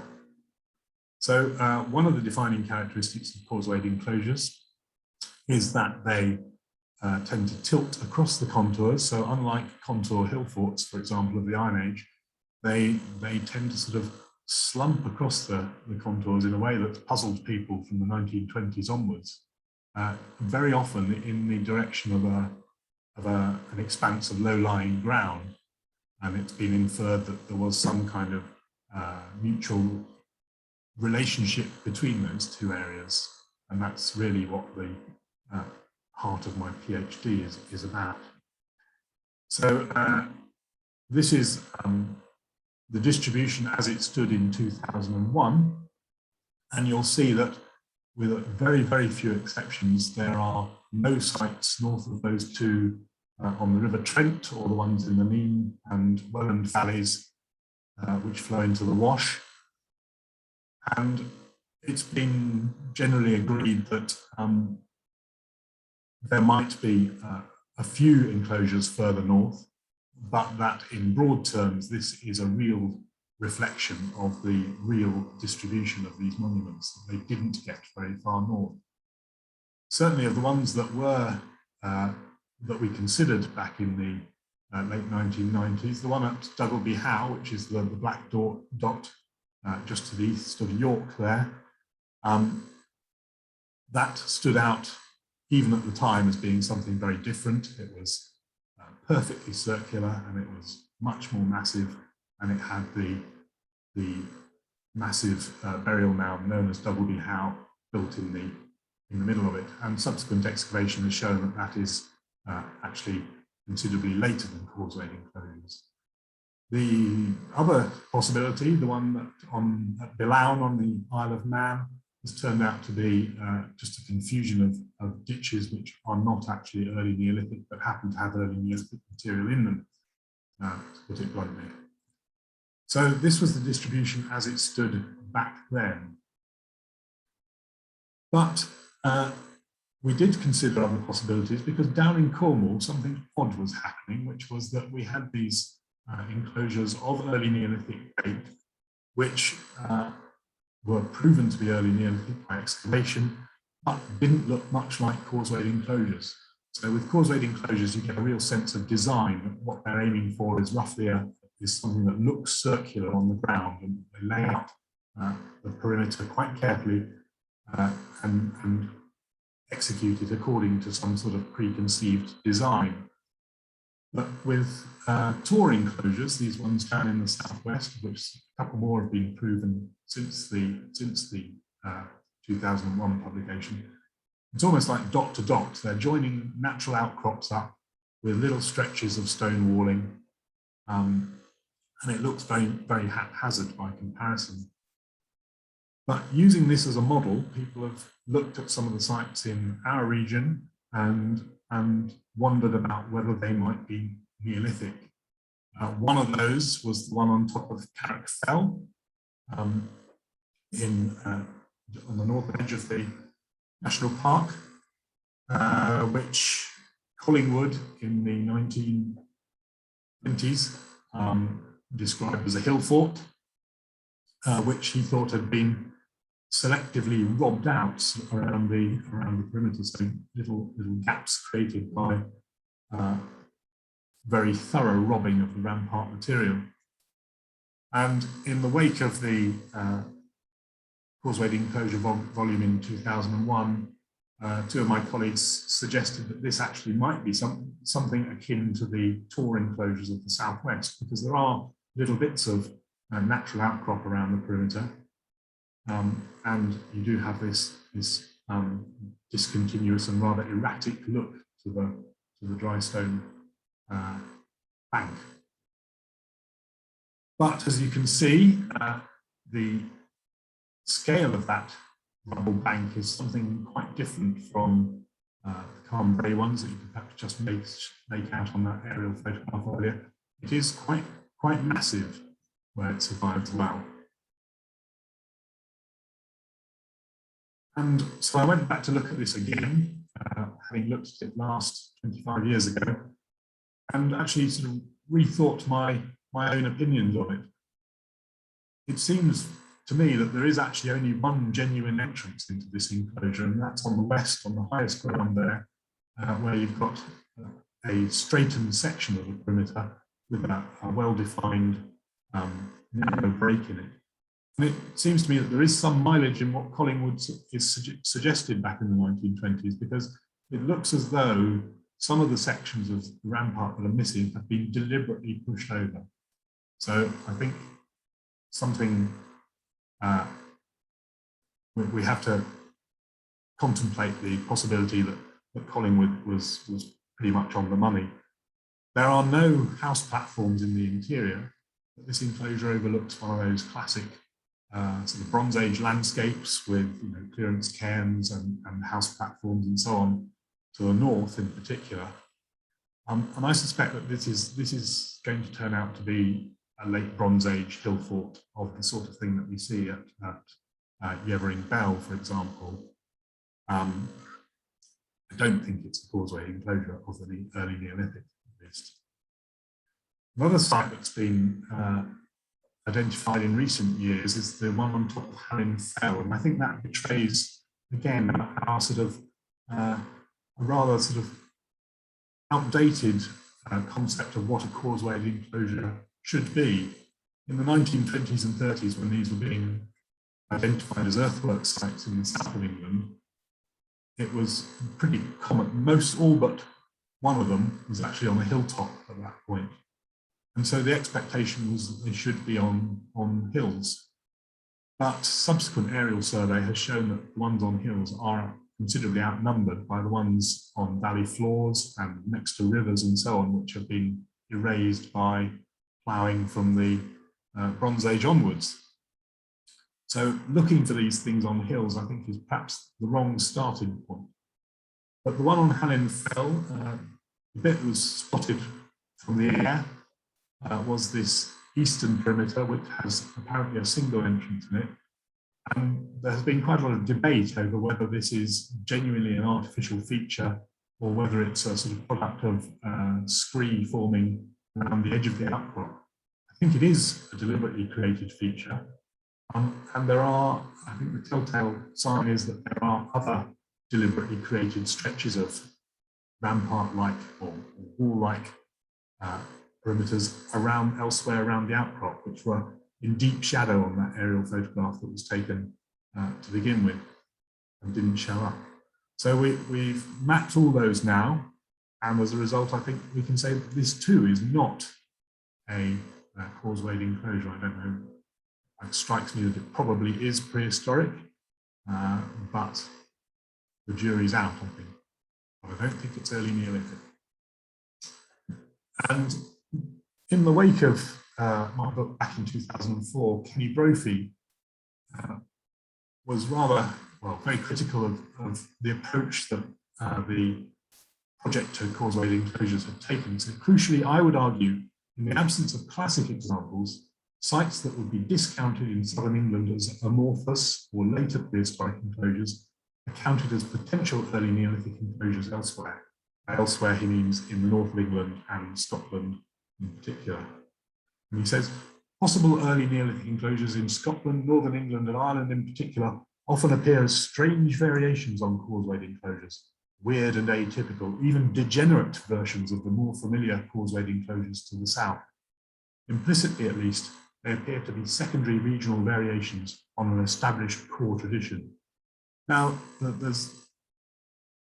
what he says is completely justifiable in many ways, that actually we were looking at things that were outside that sort of classic core definition of causewayed enclosures, precisely because it seemed likely that we wouldn't find anything that was absolutely typical in these areas, but also because we wanted to shine the research spotlight on enclosures which otherwise might get overlooked completely. So we were deliberately inclusive in that project back in the 1990s. But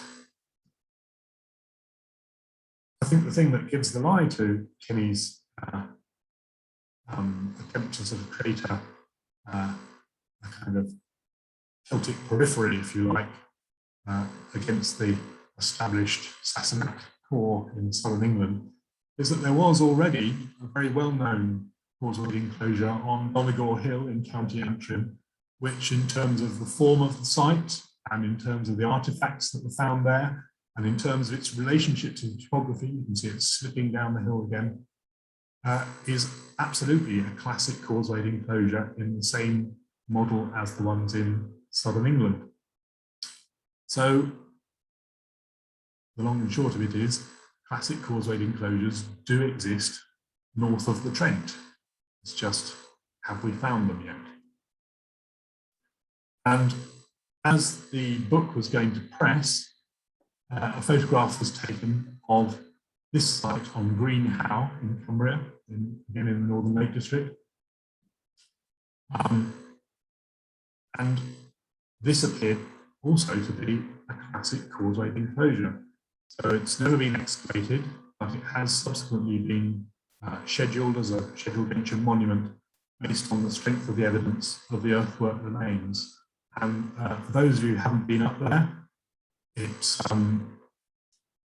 not the most imposing site by any means, but few causewayed enclosures are imposing. They are very low, slight earthworks. And that is one of the things that actually tends to support the idea that this is a causewayed enclosure. Again, it's slipping down the hill. It's not on the highest ground. It barely touches the highest ground. And then it points off down the slope. So more recently, Aaron Watson and Annie Hamilton Gibbs have done some field walking up in the vicinity. And they've retrieved quite a body of material which is or potentially is early Neolithic in origin, including lots of flakes of Langdale tuff and flint from chalkland sites, and also from some Arran pitchstone and various other bits and bobs from quite a wide variety of origins. So the sorts of stuff that you would expect around a causeway enclosure. And Kenny Brophy would say, well, you know, that doesn't prove anything. It's just a loose association. And he couldn't argue with that. Nevertheless, I think it's interesting that that field walking work, which is mainly reliant on molehills and scrapes in the ground and so on, hasn't retrieved any later material. So all this early Neolithic material stands alone, really, which I think tends to give some support to the idea that we are dealing with a classic Neolithic causeway enclosure. And I mentioned that the site tilts across the contours and it looks towards the low-lying ground inland from the Solway Firth. And in particular, it looks down towards the headwaters of the River Ellen, which some of the tributaries actually come right up onto the flanks of the massif close to the enclosure. And it seems to be an established pattern that people made their way along rivers and sometimes up very minor tributary streams to reach these sites. So I think we should think of river catchments as being the sort of territorial units of the early Neolithic, and that people are these tiny little streams which in some way, in some cases are, you know, just tiny little trickles, but they were significant in terms of people navigating through a heavily wooded landscape. There are numerous enclosures in the south of England that are bordered on one side or in very close proximity to very small streams. I think this is significant.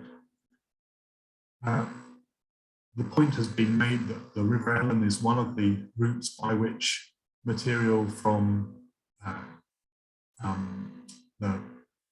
the interior of the lakes, for example, the Langdale axe factories, might have been brought to the coast. That argument has some merit, but I think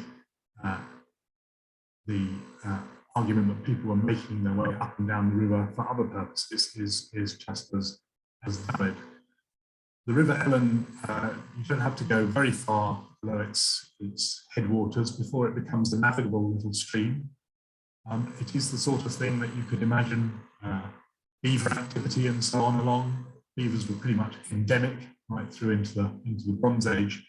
And I think, you know, you could imagine a stream which was surrounded by semi-cleared ground or beaver meadows, which would have been quite attractive for grazing cattle or even for settlement. So people were making their way along these navigable streams and potentially then beyond these areas of lowland pasture up into the hills with their cattle.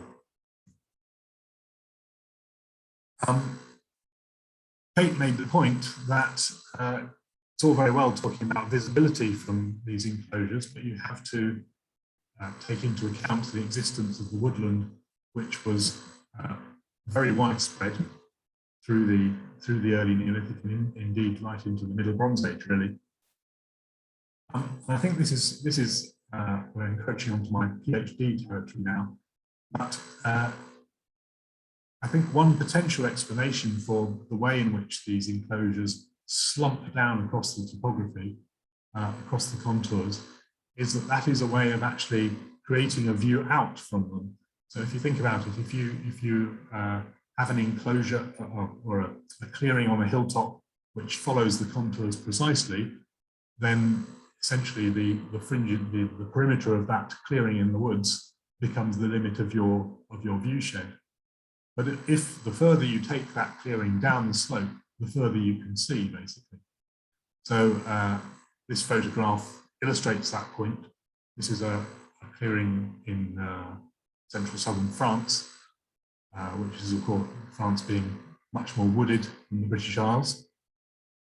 And you can see that you can see out over the tops of the trees to the distant landscape. If some of the low-lying areas that I've mentioned before alongside the rivers, where you had potentially larger clearings alongside the rivers, were also quite large clearings, it's possible that you could see between the two. Whether you could ever actually see the monument is another question. Because when you think of the height of the species that were growing in the early Neolithic, you can see those diminutive little human figures in the middle of these two images here. Really, it's almost impossible to conceive of being able to see the actual monuments unless they were deliberately carving sort of corridors through the woodland to allow that visibility. If, as most people accept, we have relatively small clearings within which the enclosures sit, then it's possible, I think, that people looking from larger clearings on the valley floors could see the clearing, or they could see the sort of hole in the woodland canopy, but I don't think they could have ever seen the monument itself. And again, one reason for this tip across the contours is potentially that by doing that, what you create is a sort of notch on the horizon. And any of you who've gone out and looked at the distant horizon, even on a dark night, you can see where notches in woodland are, where gaps in woodland are on the distant horizon, even on just on a starry night. So it's a way of creating visibility in a wooded landscape that doesn't involve clearing deliberate corridors through the woodland. It's also possible in some places, I think, that if we have got natural corridors created by beavers to begin with, perhaps, and then by grazing by domesticated livestock, and also by aurochs and other native species, that there were perhaps places where these corridors did occur naturally, and that you could see the monument from a distance looking along the river valley. When we think of Neolithic woodland too, I think we tend to think of sort of ancient gnarled trees. I think that's probably wrong. A lot of the research that's done into the nature of ancient woodland is that you don't tend to get those very ancient veteran trees because they simply can't compete with the growth of the younger ones. So this is an image, just happens to be of a medieval hollow in the grounds of Muncaster Castle, but that's not the point. The point is how these trees have grown. So this was part of a very large campaign of plantation by the Duff Penningtons in the late 18th century. And strangely, although it's a plantation, I think it mimics quite closely what the form of early Neolithic woodland would have looked like, with tall, straight trunks going to their maximum height as quickly as they possibly could to get access to the sun. One enclosure which I didn't give its due, I have to confess, in the 1990s was the one at Howrobin in Cumbria. And I sort of took one look at it and thought, no, I don't think so, and walked away. And that was very unfair of me. So I went to look at it again in the wake of the decision to publish the conference proceedings, and I became much more convinced of it as being potentially Neolithic. It has a lot of the characteristics that we find in Causeway Enclosures in the south of England. So it's got very, very low earthworks, a slight and discontinuous ditch, which in places appears to have been recut because it's considerably deeper, and there's signs of spoil being distributed away from the bank itself.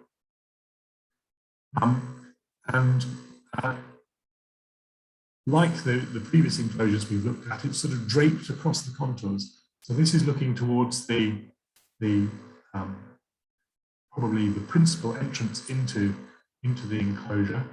It's that sort of gap on the 2/3 of the way across, 3/4 of the way across the screen on the left there.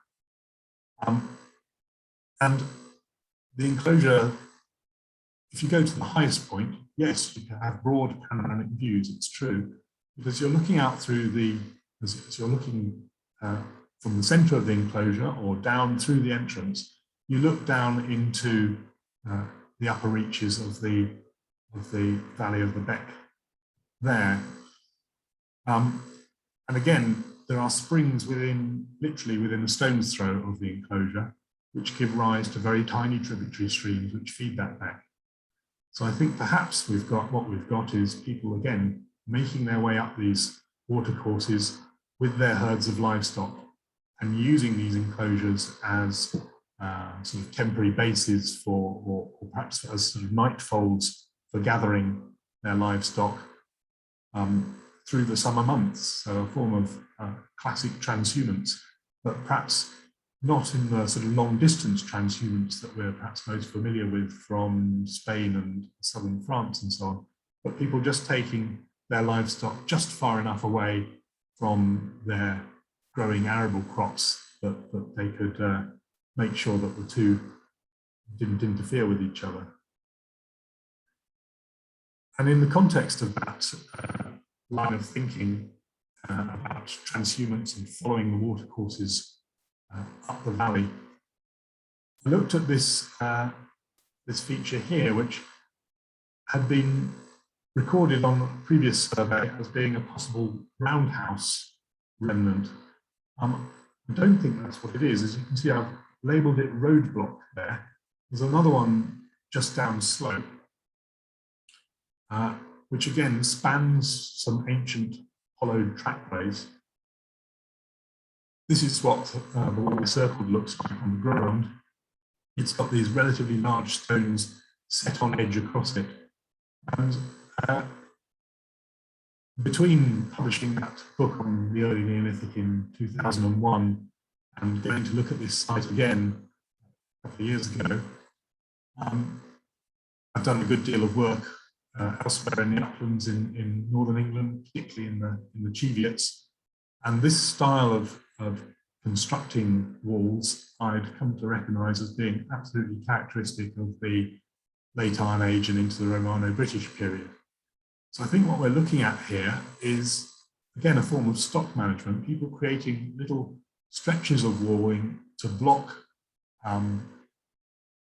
trackways that had been in use for some considerable time. And these braided trackways, I think, are about the same sort of process of transhumance, but at a much later period in the late Iron Age and into the Roman period. So in this case, this little roadblock seems to be designed to sort of temporarily corral the cattle before moving them one way or another. So they are funneled up here naturally by the limestone outcrops on either side of these trackways. This is the sort of pinch point in this route. And so it's anecdotal in a sense, I suppose, but it feels as though what was going on in the late Iron Age and into the Roman period was not greatly dissimilar from what was going on there 3,500 years earlier. The last site I wanted to look at I was only told about it during my talk on the proceeding on Causeway Enclosures in north of England. So I immediately set off to have a look at it, and it was surveyed very perceptibly by Annie Hamilton Gibney back in 2011. And there really wasn't very much I could add to that, except that she'd done it she did her survey at a relatively small scale, and I wanted to create a body of surveys all at a common scale, 1 to 2,500 scale. So we went back there and had another look at that site too. And again, you can see it's not the most striking or monumental enclosure on the ground, or seen from the air. Its slightness is actually one of the things, though, that gives me some confidence that this is early Neolithic. What we did add in terms of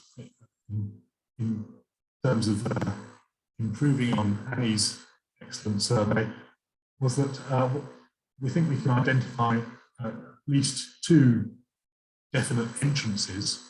The one on the right here, as you're looking at this, has a sort of natural ramp approaching it. So it's a pretty sensible place to put an entrance.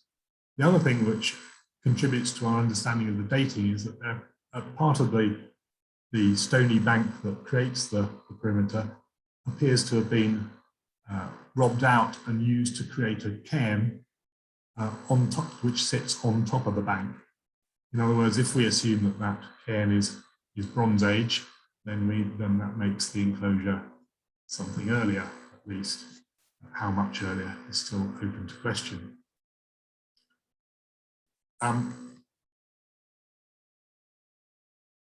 Annie was also not very quick off the mark in doing as much field walking as she could in the Upper Eden Valley. So this is the landscape towards which the enclosure tilts in that classic fashion. And you can see this is just the sort of stream that might have been made navigable. It's not entirely navigable now, but it might well have been made navigable in the early Neolithic by the activity of beavers creating lakes and so on. It's also possible, I think very likely, that there has been considerable colluvial infill of this valley from the Bronze Age onwards, and that therefore the stream as it existed in the early Neolithic was something rather narrower and deeper and much more attractive to take your canoe along. But interestingly, only a couple of fields in this valley have been ploughed in the last 20 odd years, and Annie has been straight onto them both and recovered very considerable quantities of Neolithic, early Neolithic material, Neolithic generally actually, but some early Neolithic material. Again, all the sorts of things that we saw at Green Howe, and this suggests that people were bringing material from a wide range of sources was reaching this area. So I suspect it wouldn't surprise me at all if somewhere within this valley there are numbers of early Neolithic longhouses just above the floodplain, commanding access to the river edge pasture and also drier arable land roundabout. Interestingly, within the enclosure itself, there are quite a lot of molehills. Not one has produced a single artifact. So I think we tend to think of Causeway Enclosures as being absolutely stuffed with artifacts, and that's certainly the pattern in many of them in the south of England. They have vast quantities of feasting debris of all sorts, as well as the special deposits that I mentioned at the start. But there are also examples where there are virtually no finds coming from them. So much so that in some cases, even after excavation, it remains open to doubt whether they're Neolithic or not. So the absence of finds in this, within the interior of this enclosure, doesn't trouble me one bit. And again, as you approach if you approach along the River Eden, you get to a little tributary stream, which you can see starting just on the opposite side of the photograph here, and that winds its way up to within about 100 metres of the sides of the enclosure. So we know that cattle were extremely important in the early Neolithic. Sheep can survive without moisture, but cattle need to have a drink at least twice a day. So water, I think, a source of drinking water is really important. And I think it points to people driving their herds of cattle along these watercourses, in part because they could then drink on the hoof, as well as sort of browsing the vegetation as they're going along, vegetation which has been made browsable already by the activities of wild animals, ruminants and beavers. So I mentioned when I was talking about Hallam Fell that we still have this sort of prejudice towards finding sites on high ground. And that's certainly true in the north of England and lowland Scotland as well. So one of the few examples that has been proposed is this one at Spruceton or Whitmuir Hoff. And you can just see at the confluence of the two streams, or the confluence of the River Tweed with that tiny little minor stream there, you can perhaps see an arc of ditch segments kind of cutting off the interfluve. I think the jury's out on whether this is early Neolithic or not at the moment, but there are parallels certainly with this site at Buckland in Oxfordshire, which again is at the junction of the River Thames, which is the major watercourse you can see in the foreground, and a tiny little tributary stream which follows that hedgeline, is invisible underneath that hedgeline. So those sorts of divisions of watercourses, I think, are important in the early Neolithic, and it goes back to that idea of travelling through the landscape, possibly with cattle, and these being significant nodes along annual journeys. A few more minutes, please, Al. That's perfect, thank you. So the situation has moved on, I suppose, since 2001. We now have a selection of enclosures in the north of England, which are, I think, very plausibly early Neolithic in date. I haven't discussed them all today. I've concentrated on the ones that fall within the national park. Another one we could mention is the one underneath the Roman fort at South Shields, which was represented by two lengths of ditch that just happened to be within the area of excavation, and which was overlain by a later Neolithic soil. So we have some conclusive evidence there that we have something at least probably earlier Neolithic comprising ditches. And again, that seems to be in a very similar location to the other sites we've discussed today. So the discoveries that have been made in the south of England have, since 2001, have very much consolidated that pattern with lots and lots of increasingly densely distributed sites in that southern central England.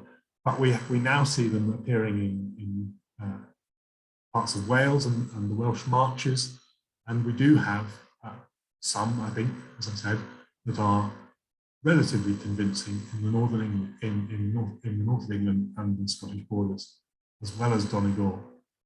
And I would say that actually what's the false premise on which this idea of these being weird and atypical or deviant is based is that we can really define, we've really been defining what typical is by a relatively small sample of the sites in the south of England.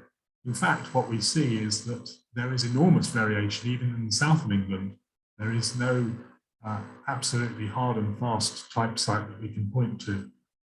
If we did point to one, it would probably be a relatively small enclosure of more or less circular form, rather like the inner circuit of the enclosure on Windmill Hill, but nothing like the triple circuited monster that Windmill Hill developed into. So we've been using the wrong yardstick for a long time, and I don't think there is, I think there's sufficient variation around the theme of causeway enclosures in southern England, that we shouldn't look at those in the north of England and the Scottish borders and say that they are weird or deviant. They are just in keeping with the degree of variation that we see elsewhere in Britain. So with that, I will say thank you and good night. Kurt sends over his presentation. So hopefully you can see this, and I will play it for you. Good afternoon, everybody. Thank you for inviting me here to talk today. I'm going to give you a brief chat about a very different kind of high street that you might usually know, that being the High Street Roman Road that runs through the heart of the Lake District. So to introduce myself first, my name is Dave Knight. I work for Historic England as part of the Aerial Investigation and Mapping team as an investigator. And as part of the wider archaeological investigation team, I took part in some elements of survey along the line of the high street. Unfortunately, a small incident called COVID got in the way, so the work is very incomplete at the moment, but I'm just going to give you a bit of an overview of where we've approached the study from. So for those of you that aren't aware, High Street is a purported Roman road that runs along its namesake, which is a ridge line in the eastern element of the Lake District, and was thought to have, well, potentially have linked up forts at Ambleside and one to the south of Penrith. So the line of the road as we know it now is largely derived from the 1860s and the Ordnance Survey. And that very much defines what is now the scheduled area for Roman High Street. But there are an awful lot of questions that still remain unanswered. The road has been conjectured, it has been argued to and for and against since at least the 1860s. Some of the best evidence for it was actually not established until around about 1910 when records were found for Burkethwaite, which was a 15th century copy of a 13th century document referring to this boundary, which is now thought to be High Street. And the very fact that it uses the term street in the 13th century itself suggests that it probably has Roman origins. The Barnett might refer to British. There's been argued for a number of explanations for that. So since Cornelius Nicholson claimed to have identified areas of Roman paving in the 1860s, various people have looked at High Street, including the great Collingwood, known for his work in the Roman frontier, especially in northern England in the early 20th century. He himself kind of summed up the key aspects. Is it really a Roman road, and where did it go, and what was the purpose of its builders? As mentioned, it's generally believed that it was linking Ambleside with Brougham to the fort to the south of the Penrith there. But there's still an awful lot of questions as to why would it go right over the top of some very, very high mountainous ridges? Was it really necessary for it to be there to actually take such a precipitous route between the two forts? So firstly, we might just need to start thinking about the term Roman road. We're not particularly thinking about a road that comes out of Corbridge, which has nice curbstones, is perfectly paved, has a nice agger and such. Although metalling has been found in numerous excavations over the years, including as recent as 2006, which does suggest some form of a road surface. I don't think, or generally the general consensus is that it's not likely to be a Roman road as we know it. The very nature of the ground actually prevents that almost from happening. So to show you a bit more of a topographical view, just to give you some idea of just how high this road is. Think about this being the Lake District, we've got some pretty high peaks up there. So the red line is approximately the line of the scheduled area, the road based upon the 1860s Ordnance Survey. And it's generally thought that from this point, effectively, which is what we know as High Street, is that the road continued to the south through Troutbeck Park and then joined the road that was coming east out of Ambleside, and likewise in the north, skirted down into Brougham. Another suggested route is that actually the south road continued along the ridge line here across Ill Bell and joins the Ambleside Road further to the east. But at the moment, there's not been any great evidence to suggest one is more favourable than the other. Indeed, the actual argument for the road itself is still conjectural. So actually trying to establish where it went at either end is even more difficult. So historic England basically became involved in this to try and re-establish a more, well, partly it's actually to re-establish a more accurate route, if possible, using aerial investigation and mapping techniques, and also just to allow the understanding of the scheduled monument a little bit better in terms of threats from footpaths migrating and peak cutting and such like. And quite clearly, the location of High Street presents many challenges, especially to those on foot. It's quite I wouldn't say inhospitable terrain, but you certainly need a level of fitness to get up there, and especially with lots of gear if you want to survey or excavate. So it was thought that using some aerial investigation and 3D technology might allow a more whole view of the undulating nature of the earthworks up there. But I can tell you from my colleague who actually flew this from our reconnaissance aircraft that even low-level flying over these hills is a little turbulent. And unfortunately, when we approach many projects like this, we have a ready, fantastic archive held at Historic England of aerial photography that goes back to the early 20th century. But High Street is remarkably unphotographed. There are a handful of images, the previous one being one of them. This is another one from the 1940s, and you just get a little tiny glimpse of High Street running along there. Actually, we don't have many, so this led us to want to capture new imagery using modern techniques. So within the armory of aerial investigation mapping, we have numerous means of capturing aerial photography. On the left-hand side, in the foreground, you can see the drone, which I shall mention very briefly at the end. But in the background, we have one of our two aerial reconnaissance aircraft. And we have trained photographers who up until recently were pretty much just taking oblique imagery. But we've had recent developments in terms of technology and cameras and everything else that allow us to set up a vertical setup. And on the right-hand side, you've got some kind of an idea in terms of how the camera is mounted in the base of the aircraft and all the various bits of GPS and monitoring equipment that are now required in order to capture photography successfully. Now, the purpose of capturing vertical imagery is to allow quite a degree of overlap, and this is for the process of photogrammetry. So now we use a digital photogrammetric procedure called structure from motion, which is basically a method of creating 3D models using 2D imagery. So this is just an example of High Street from the software that we use. You can see that each of those blue squares is essentially where the camera is located, flying above High Street. And then these are pieced together to create a photogrammetric model. So we have two outcomes from structure from motion, essentially, for the purpose of what we use it for anyway.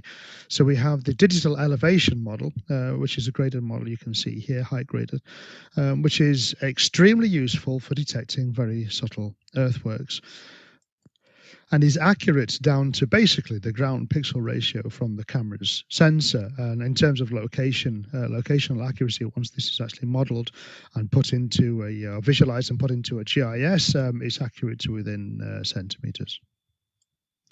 The other outcome is the orthomosaic, which is basically all of the photography, well over 1,000 photographs being stitched together to create one seamless image of High Street itself.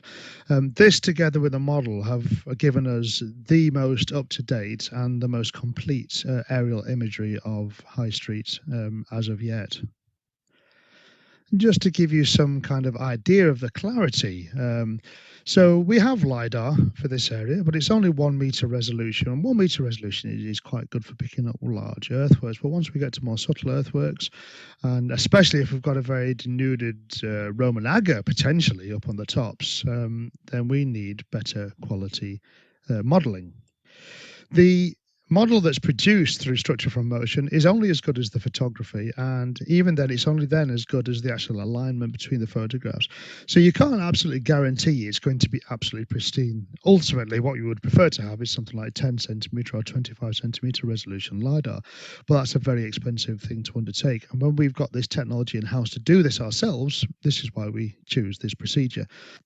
So this might look like quite a grainy grey image, but for those of you who are aware of the area, you will know the cockpit, which is a later prehistoric enclosure.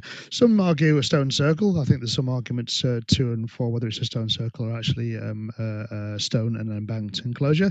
But either or, what we're actually seeing here his cockpit itself. And the detail from the SFM and this alignment of photography is such that you're actually picking out individual stones in there. So this is pretty good. This shows us that we've got quite good clarity and that we are likely to be getting good returns for the model.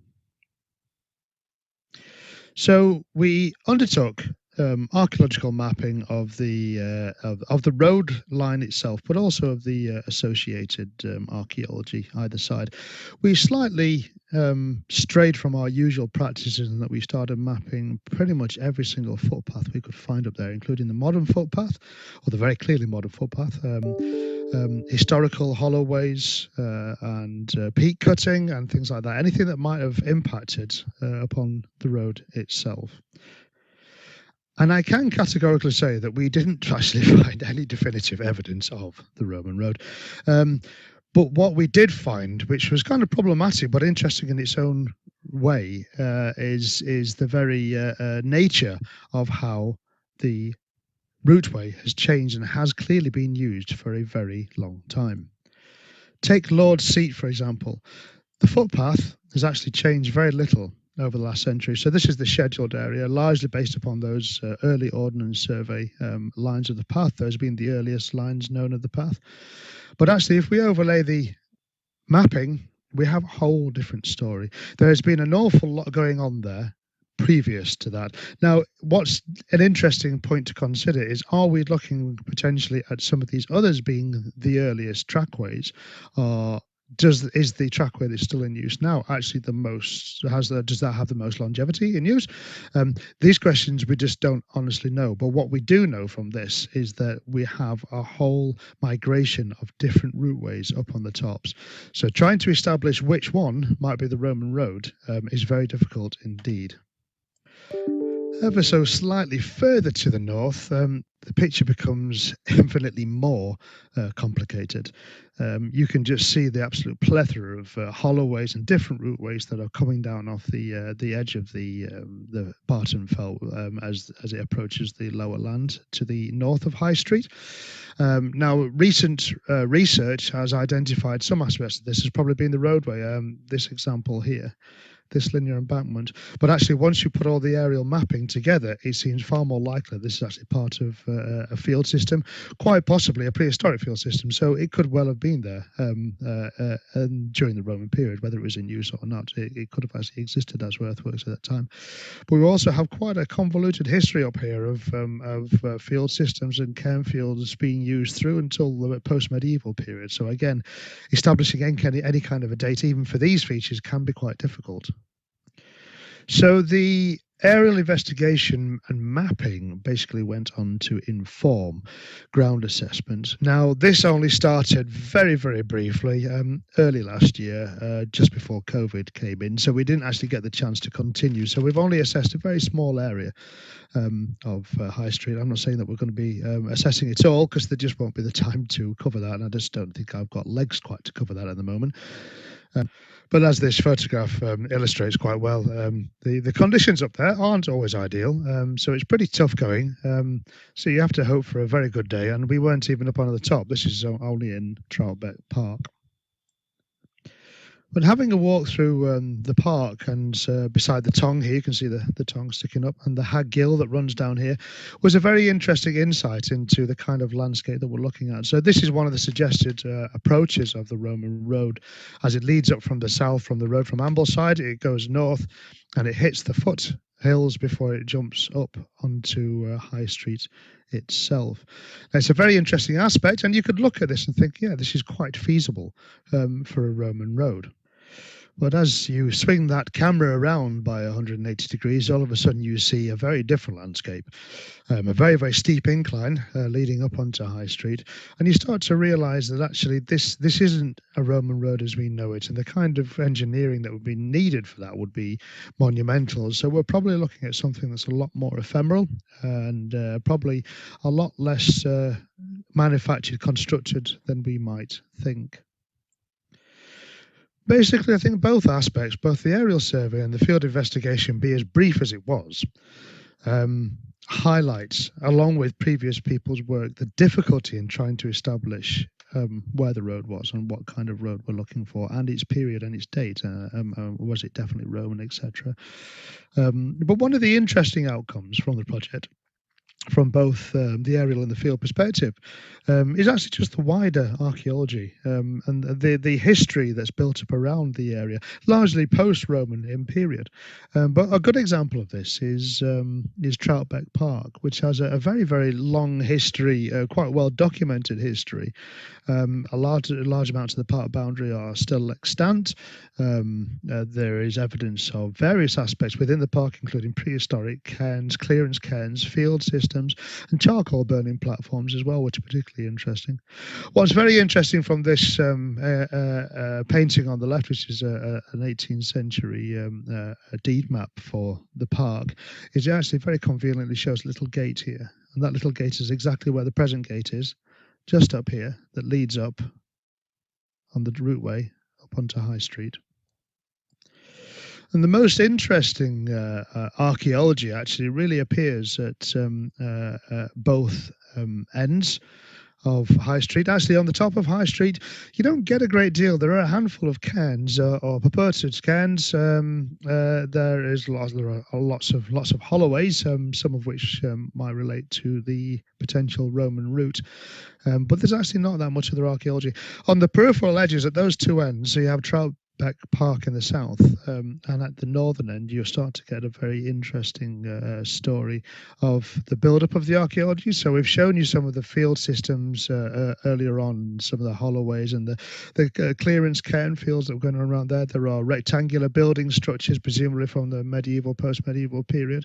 There's the cockpits, as I mentioned earlier, a fantastic structure and lots of associated features around that. There is a deserted medieval settlement, or should I say shrunken medieval settlement, to the north, including one that actually reuses a potentially Iron Age enclosure. So yeah, some very, very interesting stories coming out, but frustratingly at this point in time, we can't really add that much to the story of High Street. So if you were all coming here hoping for a great reveal, I apologise profusely. But we're not giving up, and this is part of the result. So that we were stopped by COVID anyway. We stopped a lot of the field work, and we only just started to look at the southern end. But our intention is to get up onto the tops and have a look in a bit more detail at some of the areas, especially the areas where excavations have taken place, either in the early 20th century or as recent as the 2000s, and do a little bit more in detail survey. So we're going to use a mixture of walkover survey, which has been done quite a lot over the tops by various people, Collingwood probably most notably. But we're also going to employ a structure from motion using drone photography. Now, the difference is with drone photography is you can get that much closer to the ground. You're much more likely to be able to create a much more accurate model, not accurate model, much more detailed model. You'll be able to pick up subtle earthworks and stonework, etc. A lot more clearly. You'll be able to see down to the stone level, which will be very useful. So that's our plan, hopefully, pending any more lockdowns, etc., or lack of lockdowns, we shall get back up there. We'll take some drone imagery, do some more structure from motion, produce some more 3D models, and then reassess from that and see whether we've potentially got more evidence that there is actually a Roman high street. And I'm not saying there isn't. I'm just saying that there is a metal surface up there. It's just very, very difficult to establish exactly what that is. But nonetheless, it's a very interesting subject. It's a very interesting landscape. So hopefully in the future, you might hear a little bit more from us. But thank you very much for your time.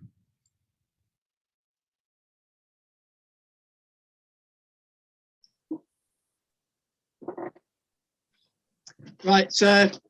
Well, apologies for that, everybody. I've never had that problem with Zoom before, which is typical. But I'll just crack on, Eleanor. Go for it. Yep. Right. Well, so what I'm going to talk about is work that's taken place over the past 8 years or so at Ravenglass and also at Muncaster Castle. So this is under the auspices of the Romans in Ravenglass, local group at Ravenglass. But I should also mention, Lake District National Park, for one, who've been supporting the project over the years. And I also wanted to mention the various local other groups that have been involved, not least the group at Duddon Valley and at Morecambe Bay. So this has very much been a big, broad community project. Okay, so just at the risk of repeating things that people know about, I just wanted to put the background in place. So we've got Ravenglass Fort on the coast, evidently part of the Roman road system, and also part of Hadrian's Wall and the Cumberland Coast defensive system. What do we know about the sites previously? Well, we knew there was a fort, and that knowledge goes back to when the railway was put through, the Barrow to Carlisle Railway, in the middle of the 19th century. More recently, there were excavations in the 70s to investigate part of the fort that was threatened by coastal erosion, which demonstrated that we were dealing with a fairly standard infantry barrack blocks down one side of the fort.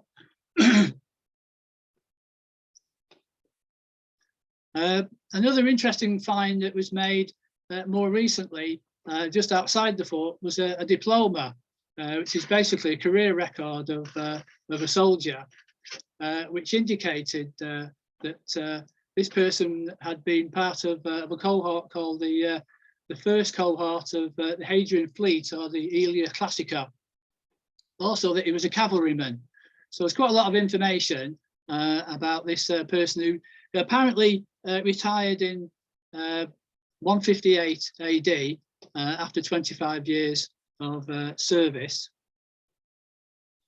The other main thing that we know about the fort is a bath block, about half of which still stands to the top of the walls. That was also investigated in the 19th century, and this was the bath block that was used by the cohort that was based at the fort. So what was not understood at all was any evidence for a settlement associated with the fort. Usually there is some kind of settlement that springs up after the fort is established. The fort was evidently first built in about 130 AD and was in use right the way through to the end of the Roman period. In 2011, a student project carried out a geophysical survey on the fields east of the fort and identified a lot of evidence for activity. So as a consequence, 2 years of fieldwork and geophysical survey was carried out as the first Romans in Ravenglass project. So here we have the first group of volunteers who come from the whole kind of Cumbria area. I think we had about 100 people on site over the 2 years, 2013 and 2014. Here's the geophysical survey, the expanded survey that was carried out, which gave us a lot of information of the vicus, evidently settlement to the east of the fort here. Also a lot of evidence to the northeast of the fort, and evidently this was following a road which was running off in this direction, and that proved to be the road to Ambleside Fort via Hardknott. You can also note information on the fort here, which confirmed the main range of headquarters buildings across the middle here, but it also identified what appeared to be 4 larger barrack blocks. And the thought is that these may well be 4 cavalry barracks, making this fort a combined infantry and cavalry equitata cohort. Here's the resistivity that was carried out, just to back up the magnetic survey. And you can see better evidence for these blocks within the fort here and the road going through the middle. You also get a much better idea of the road running off in that direction towards Ambleside. So here's one of the excavations that we carried out, which confirmed a building lying alongside the road coming through, which is going, this is looking kind of south. So off in that direction, we'll be heading towards Hardknott. So it's really quite a substantial structure, presumably for a timber frame building. And here's the remains of the cobble surface. In total here, about 20 metres across. So it's a very well laid and constructed road, in particular towards the back here, further away from this area just in front of the building, with many layers of makeup involving lots of slag, of all things. And the further away to the east of the fort, we had more evidence for occupation, road surfaces, and lots of industrial activity, evidently due to what appears to be metalworking taking place, amongst other things. Another trench confirmed more structures of timber-framed buildings. Well, you see those in the plan there. So it's confirming the geophysical evidence that there was a large settlement, certainly to the east of the fort, and alongside the road to Hardknott. So this whole area was basically occupied by the civilian settlement in the Roman period. There are slight undulations even in this flattish looking ground here. We already knew there were at least 2 streams, one of which fed the bathhouse. So there was plenty of water supply, but it proved when we did the excavations that there were quite a few of these streams evidently running down at right angles to the estuary. And you can see in this case here where without much water coming down, and the areas to the rear of this road line and the houses would fill up with water. So there was clearly a lot of having to manage the ground here and the streams and such like, while you're at the same time cramming as much occupation as you can into the area close to the fort.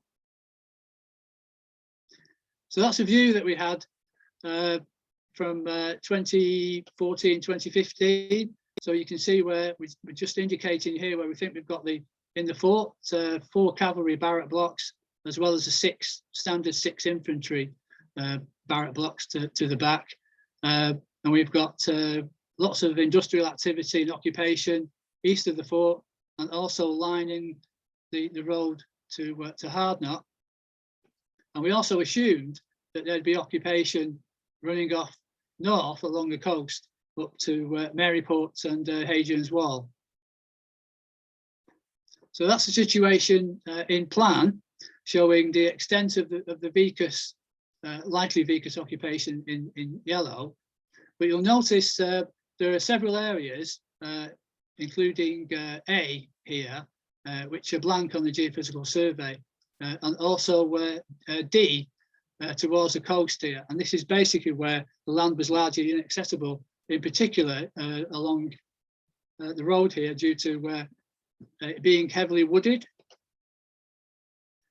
So 2017, we decided that we'd do some test pitting along that blank wooded area to the north of the fort to see if we could find any evidence for vicus occupation. And we put a series of test pits at 50-metre intervals away from the fort just to see how far the vicus extended. And we found that it did extend right the way along for 300 metres at the very least from the fort. Lots of evidence for occupation. This test pit was the best in terms of the depth of deposits, where we had many interleaving sequences of charcoal and ash building up. This appeared to be adjacent to some kind of hearth or oven.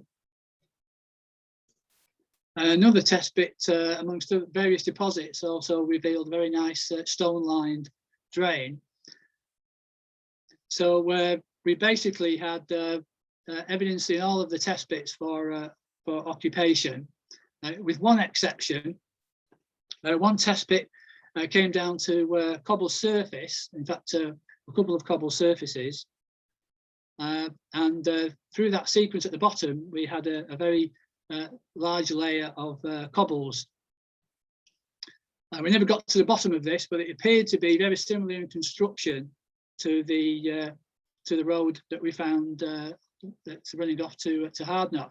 So we're thinking this is probably the road running north from the fort, which may well extend right up towards Maryport as a main coast road. So a good thing about this is that it looks like, as opposed to the possibility that this road may have been completely removed by the line of the railway, it's actually lying to the east of the railway line.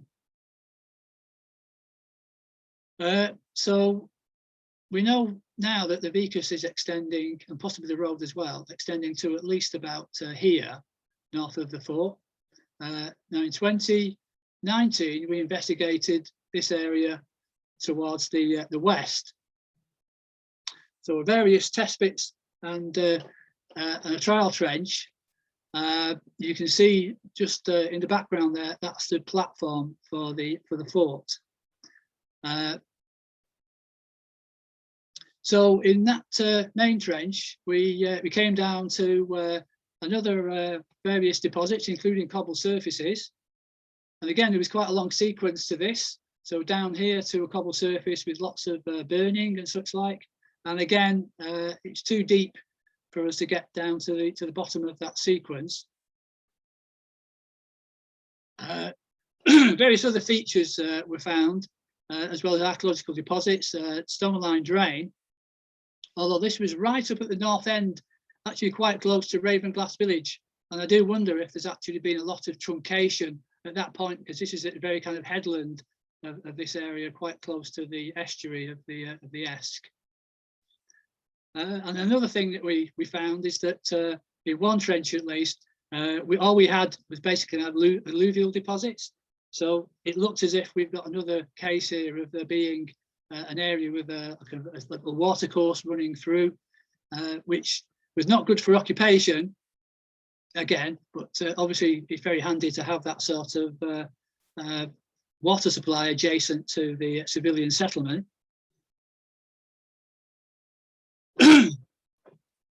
So that's what we've been doing in terms of looking at the possible evidence for the Vicus. Now we've extended that the area of the Vicus to about 5 hectares now, maybe 6. So it's becoming a bigger civilian settlement all the time. Certainly running through into the 4th century. But we were diverted. Our attention was diverted in 2018 by this stone that was found at Muncaster Castle, about 1.5 miles away. This was found during groundworks, and it was soon identified as being part of a Roman inscription. What it appears to be saying is that it's a dedication that's been made according to the instructions given by one of the oracles, in this case, the Oracle of Claros, in the Mediterranean. Now, we excavated this find spot later in 2018. So you can see we're quite close to Muncaster Castle here. And this is what we found. They knew that they had a rubble area in the vicinity of where the stone was found. So the thought was that this could actually be some kind of a demolished Roman structure. Now it turns out that it was actually a stone culvert. So this is the culvert running across the trench here. You can also see on that side there's a cut here. You get a better view of the cut on the other side here. This is where something has been cut into natural and it looks like it's probably a watercourse, although it could be that it is actually some kind of a ditch associated with the castle.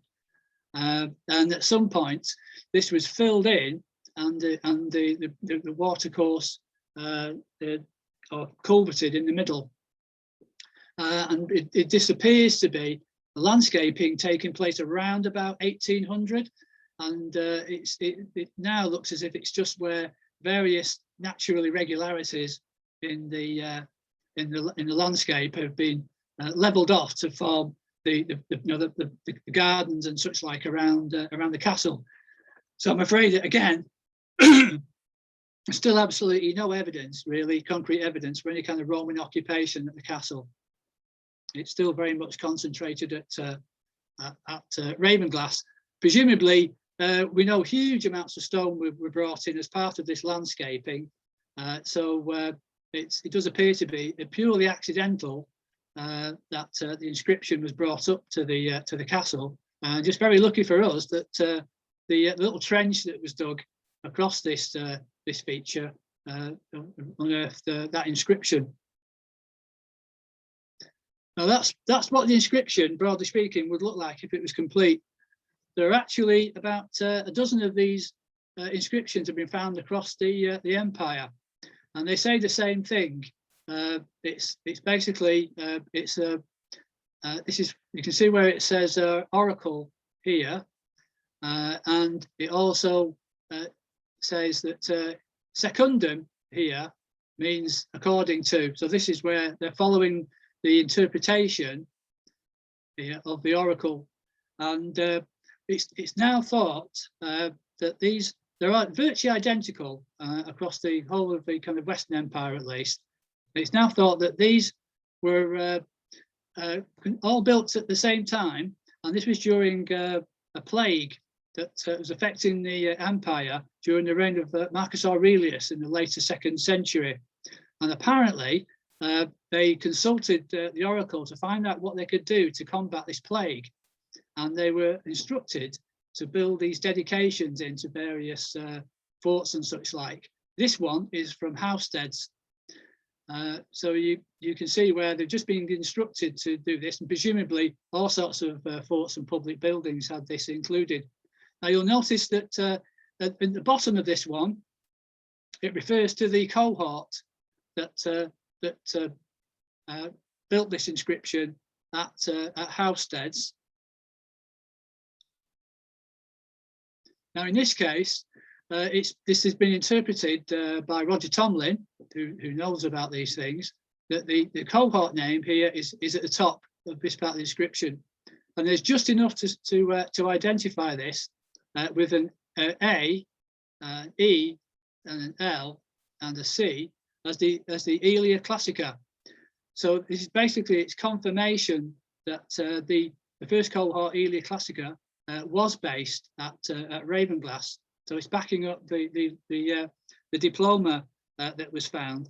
So the evidence there of there being a cavalryman in that cohort at Ravenglass is all being backed up there. It does all kind of make sense now.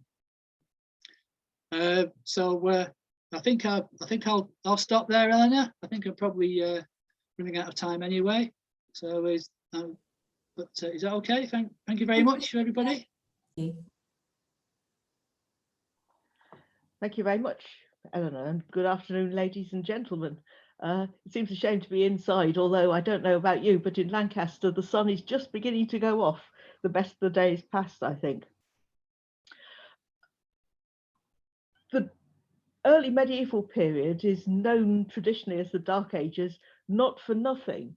The traditional view is that we know much less about the early medieval period than the Romans, because there are less in the way of documentary sources. I would contend that certainly in the north, we actually have more documentary sources pertaining to our area than in the Roman period, but that's another story. Certainly, we don't know as many sites, and sites that are clearly documented are as rare as hen's teeth. Well, nearly as rare as hen's teeth, which is why it is so important that in around 731, the Venerable Bede finished his seminal history, which is known as the Historia Ecclesiastica Gentis Anglorum, which is does exactly what it says on the tin. It's an ecclesiastical history of the English people, which basically looks at their conversion and also sites that were part of the Kingdom of Northumbria. So in one sense, it's not the full picture, but nevertheless, it's extremely important. And what the Venerable Bede says is that there was a monastery at a place called Dacre, which took its name from the river nearby, and there was enacted a miracle when a monk was cured of blindness by the hair of St. Cuthbert. And he knew this because he'd been told it by the abbot himself. Now, that doesn't tell us that Dacre that Bede talks about is very clearly the Dacre that survives today within the Lake District National Park, but it does potentially suggest that that is one clear site. There is another Dacre in the north of England within the Kingdom of Northumbria, which is very definitely where Bede was talking about, which is over near Pateley Bridge in Yorkshire. But I hope I can persuade you that that probably isn't the site of Dacre, nor is it a site that has changed its name subsequently or been lost. The second piece of really important evidence is that the Anglo-Saxon Chronicle records that in 927, King Athelstan of Wessex, who by that stage was calling himself King of the English, marched north and met the King of Scotland and the Lord of Bamborough and various other British kings at a place called Emont, Itemotum, which in most translations is shown as Emont Bridge. However, we don't know that Emont Bridge was there at that time, and certainly the original doesn't say anything about a bridge. In the 12th century, William of Malmesbury said that the meeting took place at Dacre, which is interesting in itself, as a monk of Malmesbury wouldn't necessarily know that there was a place called Dacre very close to the River Emont. And he goes further than that. He says that the son of the King of Scots, Constantine, was baptized at that sacred altar, which really does suggest that there must have been a source that suggested that a place called Dacre near the Emont was a site of some significance. And because Bede says it was a monastery, we tend to think of it as a monastery. So what should it look like? Well, I don't think that we know enough about medieval monasteries, early medieval monasteries, to say that they looked anything like the traditional monastery that we might think about today. So what evidence do we have at Dacre, and why do we think, other than the documentary references, that this is a site of a monastery? Well, firstly, before excavations started, as Eleanor said, in the 1980s, there were several pieces of key physical evidence about Dacre that suggested that there was an important early medieval site there. The earliest being this piece of cross fragment, which is still today in the church, which is a very fine example of what you could call the Northumbrian style, the Anglo-Saxon style of early medieval sculpture, stone sculpture, dating from probably the beginning of the 9th century. So a little while after Bede was writing, but nevertheless suggesting a site of some importance was there. This is classically, as I say, Northumbrian, but very unusual in that the classic elements are that it contains a vine scroll. You can see the twisting of the vine coming up the cross fragments. The unusual bits being that it's inhabited not just by squirrels and birds, as you see perhaps on the Bewcastle Cross, but by this very strange beast that is thought perhaps to be a lion, or somebody's idea of a lion, intertwined in the curls, and even more importantly, by this little bit broken here, where you can quite clearly see a hand and two little feet. This is very unusual to see people in vine scroll. So it is quite clearly a sculpture of some significance. But it's not alone. This very different looking sculpture is also from Dacre. It was found in the 1870s when the east wall of the chancel was being rebuilt because it was cracking.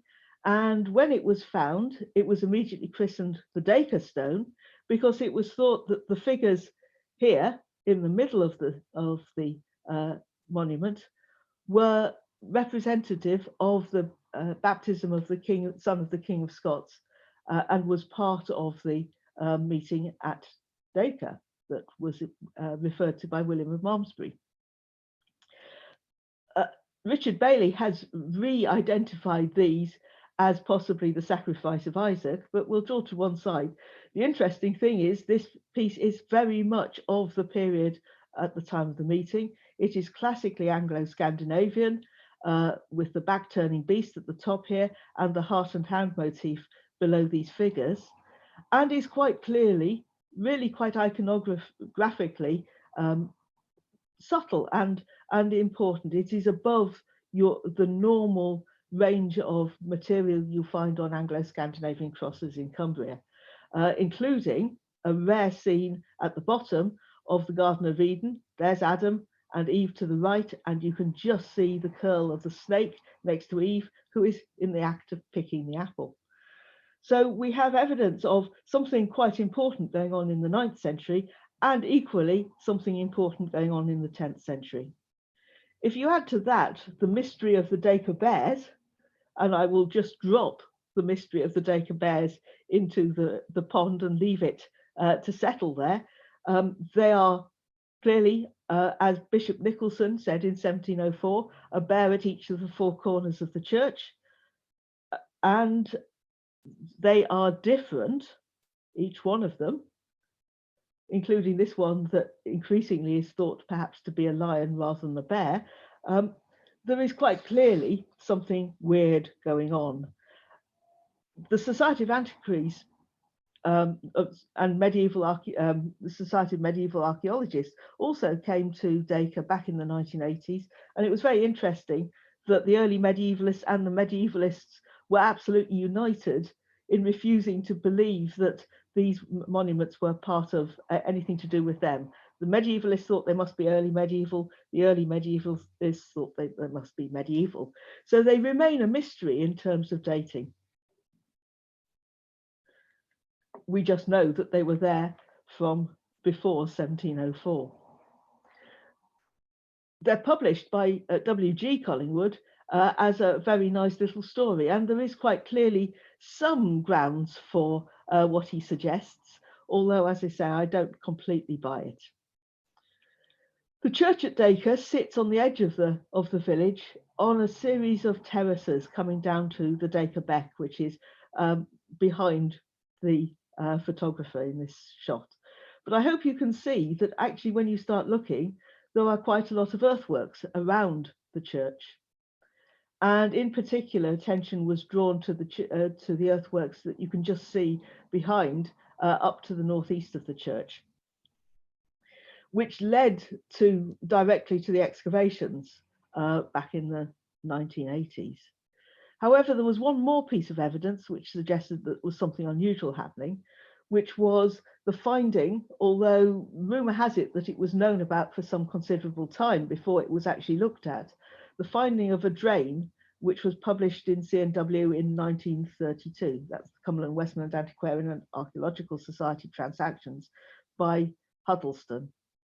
And you can see that Huddleston opened a very narrow trench on top of this drain. He obviously knew where it was, and he published a very good drawing of it, which suggested that it had 2 channels and was made of carved stones. So putting all this together, Huddleston thought that this was clear evidence this was a drain from the monastery.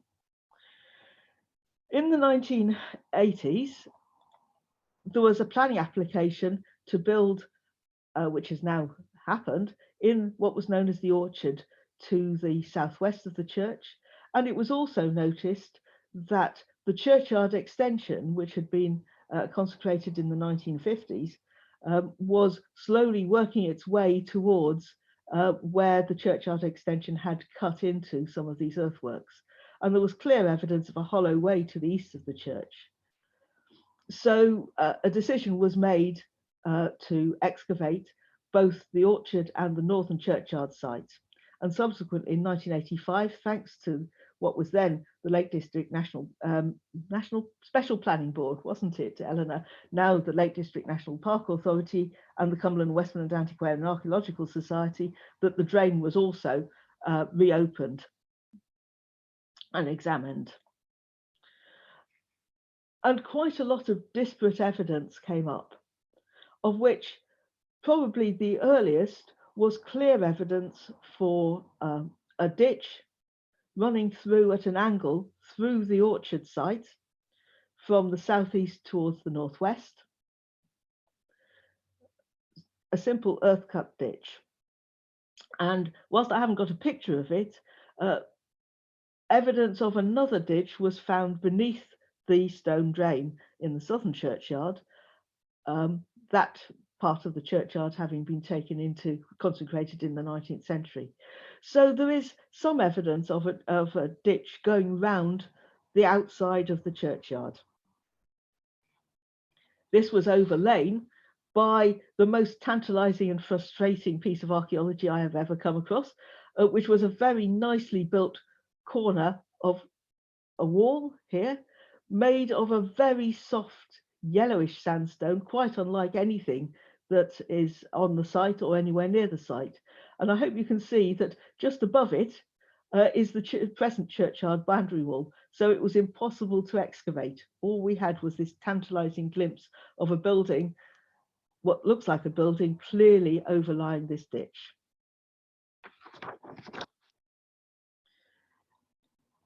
In the northern churchyard, where a much bigger area was able to be excavated, and in the end we excavated the whole of the area from this fence line on the west right to the churchyard boundary on the east. A lot more was found.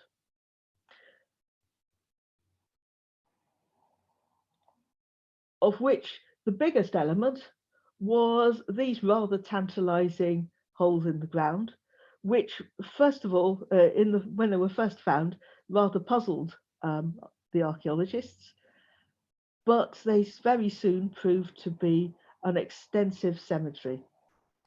Now, why did these not immediately be identified as graves?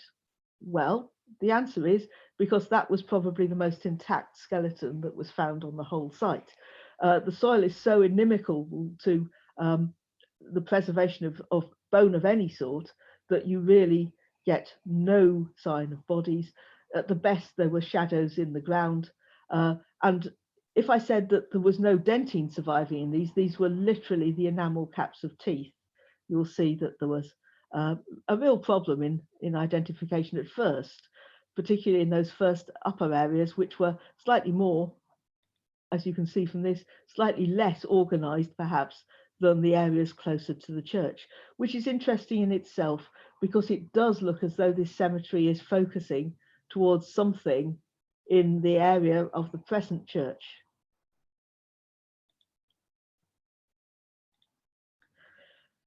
Once you got your eye in, you could see that there was, in places, really tightly packed graves, and that there was clear evidence that they were laid out in an orderly fashion, or not a huge amount of intercutting and not particularly destructive intercutting. I've been present in later cemetery excavations, and I mean excavations of later cemeteries, where the level of intercutting is far, far greater than anything that we saw at Dacre. So it was really just the ends of graves that were being clipped.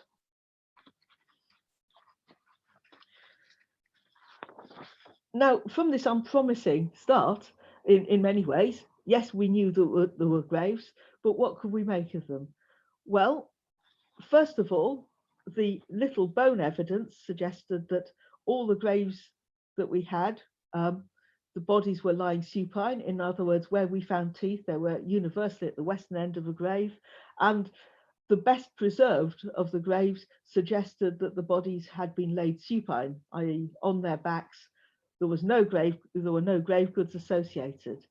And then we found this rather initially unpromising thing, which doesn't show well, but was really extremely interesting in that there was natural subsoil, a band of organic material, and then natural subsoil.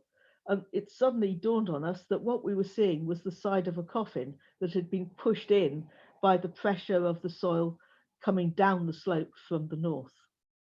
And that made sense of the rather rusty ironwork that had been coming from this area, which when cleaned up is no longer rusty and no longer rather mysterious, but very, very important. This is the hinge of a chest, potentially a coffin. There is a lot of argument, which I suspect a lot of people would think is very nerdish, about whether a coffin, when is a coffin a coffin? Does a coffin have to have nails in order to be a coffin, or can it be a coffin if it isn't nailed and maybe had an earlier use? I will leave that for you to decide. As far as I'm concerned, a lot of these people were clearly buried in boxes that had iron fittings, mostly hinges, some corner straps as well. And this one I find particularly tantalizing because you can see the moment it was fossilized was when the lid dropped in, that being the top and the side. But some of these also had locks, which does challenge whether they were made specifically as coffins or whether this is a rather weird rite that certain people were buried in locked boxes. 11 locks were found, all very much of a period. Now, when they were first found, these were really, really unusual finds. Over the last 35 years or so, more and more have been found, but almost universally within the Kingdom of Northumbria. There are outliers which seem to be a little later from Hereford, and Martin Biddle tells me that he has some from Winchester, although he's a little vague in terms of the date of those. But they seem to belong to the 8th, 9th century, maybe trickling a little bit further forward, and as I say, are very much seemingly a Northumbrian tradition. And Elizabeth Craig Atkins, who has been the person who's looked most closely at these, feels that they are representative of high status burials, often associated with clearly important ecclesiastical sites.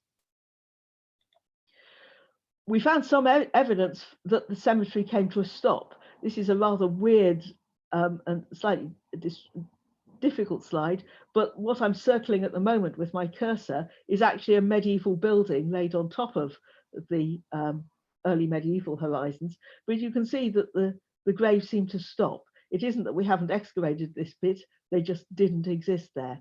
And indeed, they seem to be stopping at around the point at which the modern cemetery stops. At the western side, they seem to be bounded by the last remnants of what seemed to be certainly a stone-founded boundary. There were other ditches within the cemetery, which might suggest that it expanded somewhat, or that there was some form of zonation within it. But here at the western end, there was this clear evidence for something different, for a wall of some sort. And you can see that the heads of these graves are quite clearly butting up to it. Very little of it survived. It was cut to the south by the modern, well, medieval churchyard, and to the north by what seems to be the earliest churchyard boundary, the medieval churchyard boundary, which was in the form of a ditch. But there was a tantalizing hint, perhaps, that this wall was turning, perhaps as an entrance at that particular point. And certainly there were no more graves beyond it.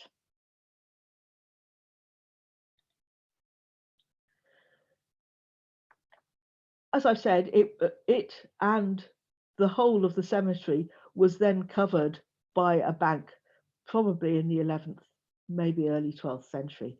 So this area of cemetery was quite clearly deconsecrated.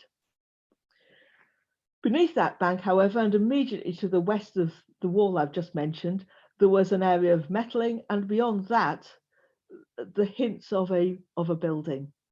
A rather strange building, and again, tantalizingly, only part of it could be excavated because the rest of it was beneath the area that was already being buried in, but it seemed to have an apsidal end at its eastern end.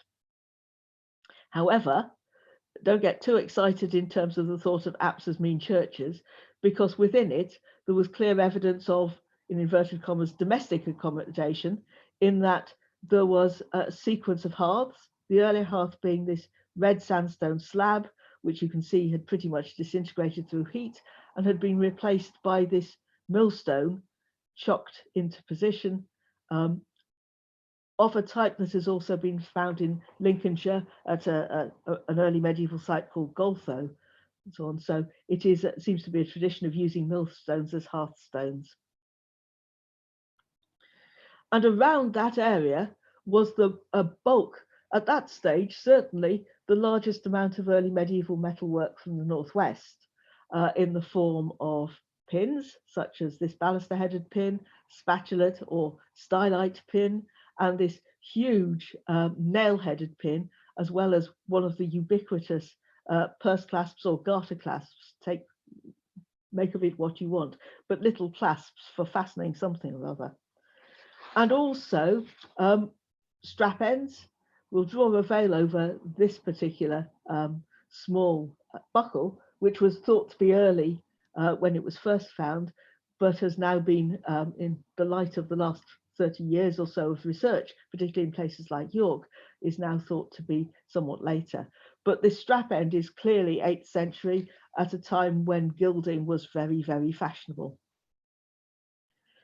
Also from that area, there was this rather ghastly nail-headed pin, and from the general cemetery area, 5 stikers and a shatter, or Northumbrian pennies, as I'm now told we should be calling them. Those date to the very end of the 8th century and into the 9th century, before the coinage collapsed in the 850s. So clearly evidence from certainly the 8th, 9th, and into potentially the 10th century. From the area as well, there were also beads, melon beads, which are very traditionally Roman, but also you find being reused or remade on early medieval sites. This thing that looks like a licorice all sorts, which is a very, well, maybe not unusual because more and more of them have been found, but for the Northwest, unique composite bead made of glass, being wrapped around a rod and then cut like a stick of rock and polished. Also found in places like Cheesecake Hill in Northumbria, on the continent, associated with Merovingian sites, and also with early Anglo-Saxon sites down in the south east, such as the Dover Cemetery, where they were thought to be sword beads. And finally, a spindle whorl, again suggesting domestic activity, very finely wrought, very similar to some of the ones that Steve Dickinson found at Bryant's Gill and are found across the north. So a very large collection of very clear and quite important early medieval, both metalwork and other finds. Above that, on the upper terrace, there was evidence of a rectangular building, but very badly eroded, no floors surviving, and so on. So we have half a building with clear evidence of occupation. And I should have said that occupation includes evidence of window glass, which again is very, very rare, certainly in a domestic context in the early medieval period, and perhaps a more traditional rectangular building, although there is just a possibility that this building could be medieval, because as I've said, there was medieval activity to the east of this within the present churchyard. Which it turns out is what all of at least the recognizable elements of this particular set of earthworks was about. We found evidence of a farmstead down this eastern side of the church. So we have a clear evidence of activity. I'll hesitate to say domestic activity, down the western strip of the site, and a major cemetery containing more than 234 burials in the east of that. We then turned our attention to the 1920s drain, and as you can see, opened a little bit more than it. You can just see along these rather ragged edges, the edges of Huddlestone's excavation. So we were quite clear what had been looked at before and what was fresh in terms of where the finds were coming from. As you can see, it is absolutely as Huddlestone drew it. It was a very accurate photograph and plan. And working a little further, he was absolutely right that there were two types of stones quite clearly reused in this drain. One with this strange set of grooves in it, the other, which I'll come to in a moment, looking like a squashed mushroom. But in each case, they had a roughly pecked side with a Lewis hole in it and a very smooth side.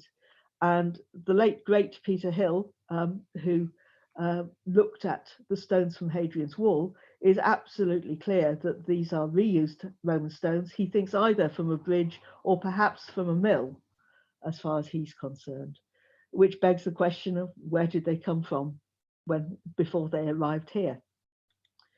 Here you can see the squashed mushroom type of stone, and this one seems to have some form of mason's mark on it.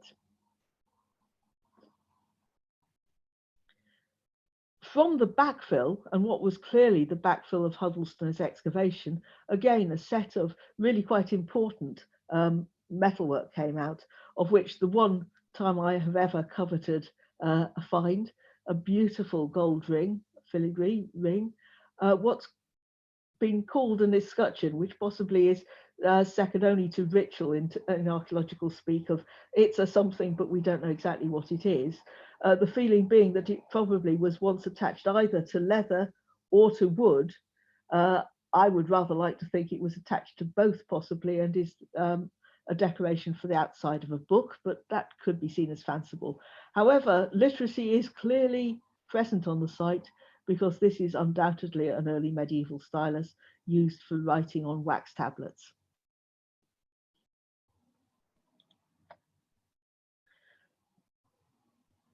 So we have clear evidence of activity, certainly from the 8th century, maybe the late 7th century, through into the 10th, 11th century.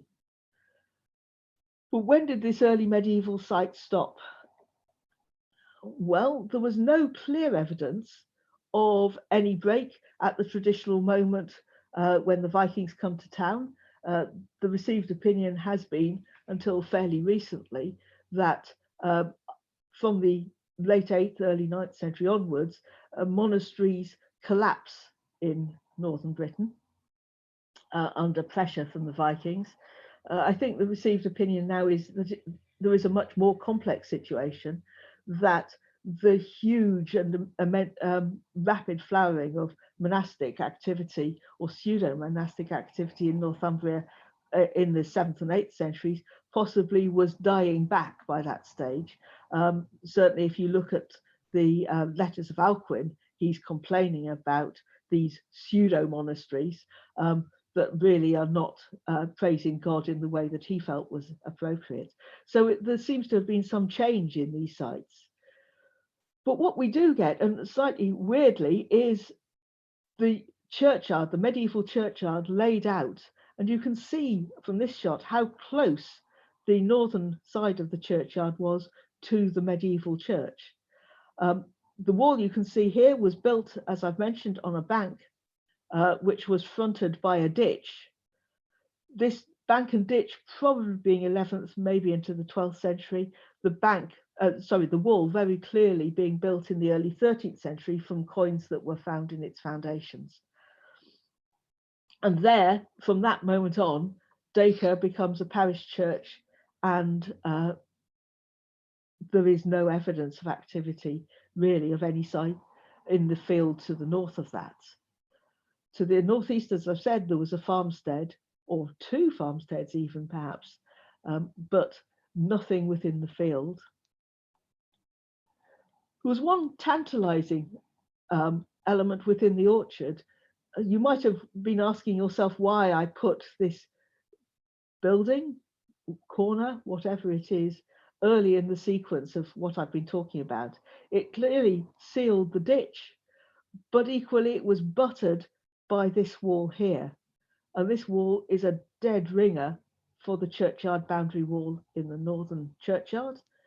And it seemed to contain a small medieval 13th, 14th century building in this little dark part of the site here.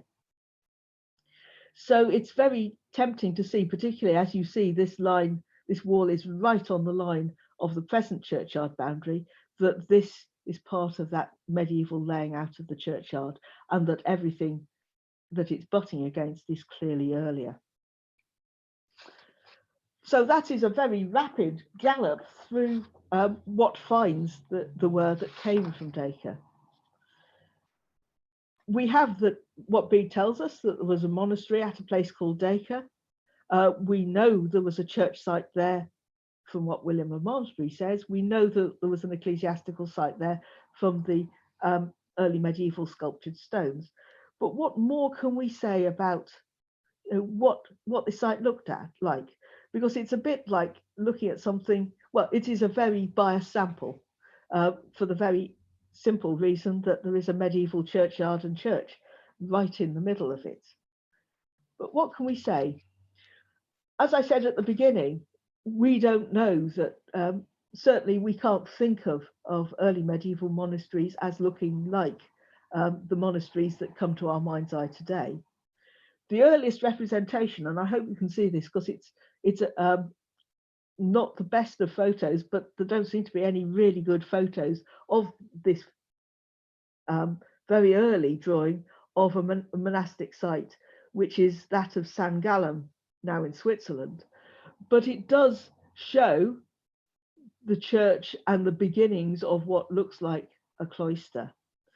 So can we think of that, or did they look very different?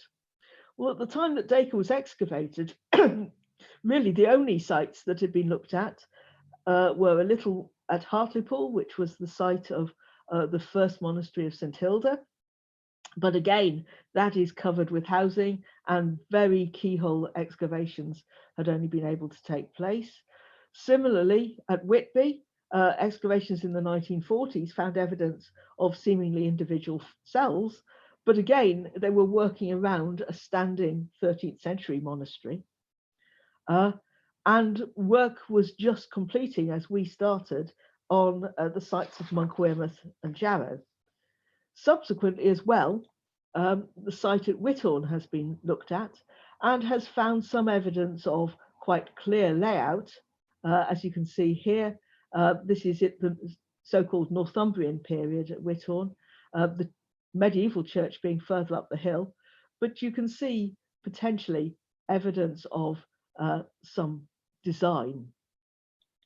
Similarly, at Monk Wearmouth, we have evidence potentially of a proto-cloister, the standing church being here, medieval church, early medieval church. This, of course, being the first site, the Benedict Biscop's Monastery. In terms of untangling exactly what was going on, again, a difficult site in that it was covered with ballast from ships, many hundreds of years of ballast being dumped on the shore of the River Wear as it meets the North Sea. But clearly buildings coming off the site of the church. And then there's Jarrow, which again was excavated round the standing remains of a medieval priory. But again, you can see this idea of church followed by lines of buildings, potentially. So can we make any sense of that from the finds at Dacre? Well, as I've said, the cemetery seems to have been largely to the north of the church. I should have done this to show you, this is the model of Jarrow, just to show the sorts of layout that might have been there. Again, at Jarrow, there's evidence of a cemetery to the south, well, east and south of the church, but also to the north of the church. And there at Dacre, we have evidence of the cemetery to the north of the church.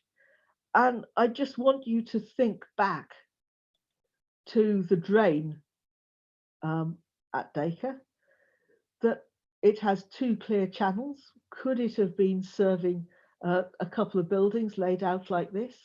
It certainly doesn't make any sense in a medieval context, and as I've said, finds of very clear early medieval provenance came from within it.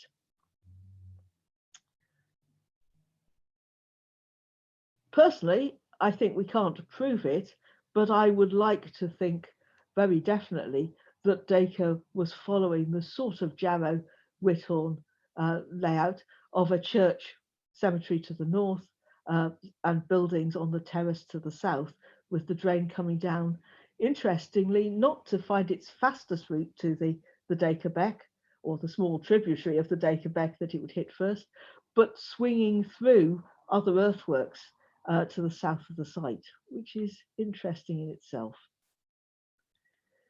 At the time that Dacre was excavated, that was the only seriously ecclesiastical early medieval site in the northwest that had been looked at. However, of course, there is a huge tradition, an important tradition of early medieval stone sculpture from the north, particularly from the Eden Valley and the Cumbrian coast. So quite clearly it is within a landscape of ecclesiastical activity. But I've just picked out a few other sites that I think we should definitely be thinking of as potentially monastic in origin for very clear reasons. With Dacre, although the finds at Flixborough, which is thought to be a high status secular site over in Lincolnshire, has slightly muddied the water because there is evidence of literacy there. But at Dacre, the evidence of literacy does seem to suggest to me that this is quite clearly over and above a proto-parish church. Other sites in Cumbria that are important in that respect are, of course, Bewcastle, which has a sundial on the famous Bewcastle cross, as well as evidence of inscriptions on it, which suggests again that it is a site of some clear significance. And if we add to that that this is probably the earliest early medieval sculpture and arguably the best in the northwest, it's a site of clear importance. And then there's Carlisle, where we do have some documentary evidence. Certainly St Cuthbert visited to consecrate a nunnery. He doesn't say the nunnery is in Carlisle, but the implication is that it is. And he also consecrated another monastery in the area. And as you can see with the similarity of this material from Carlisle, it is clearly Northumbrian, coming from the area of the cathedral, and again, with evidence of literacy attached to it. But interestingly also, evidence of later cemeteries. And when I say later, I don't mean medieval, I mean 9th, 10th century cemeteries to the west of the cathedral. So again, evidence of Northumbrian followed by Anglo-Scandinavian activity within an area very clearly associated with the present cathedral, possibly stretching down to St Cuthbert's, which interestingly is on the line of the Roman road, as you can see, rather than on the line of a truer east-west orientation. And then there's St Michael's Church, Workington, which also has clear evidence of both Northumbrian and Anglo-Scandinavian activity. The Northumbrian in the form of clear cemetery, including, interestingly, at least one grave with the very similar coffin fittings to those from Dacre.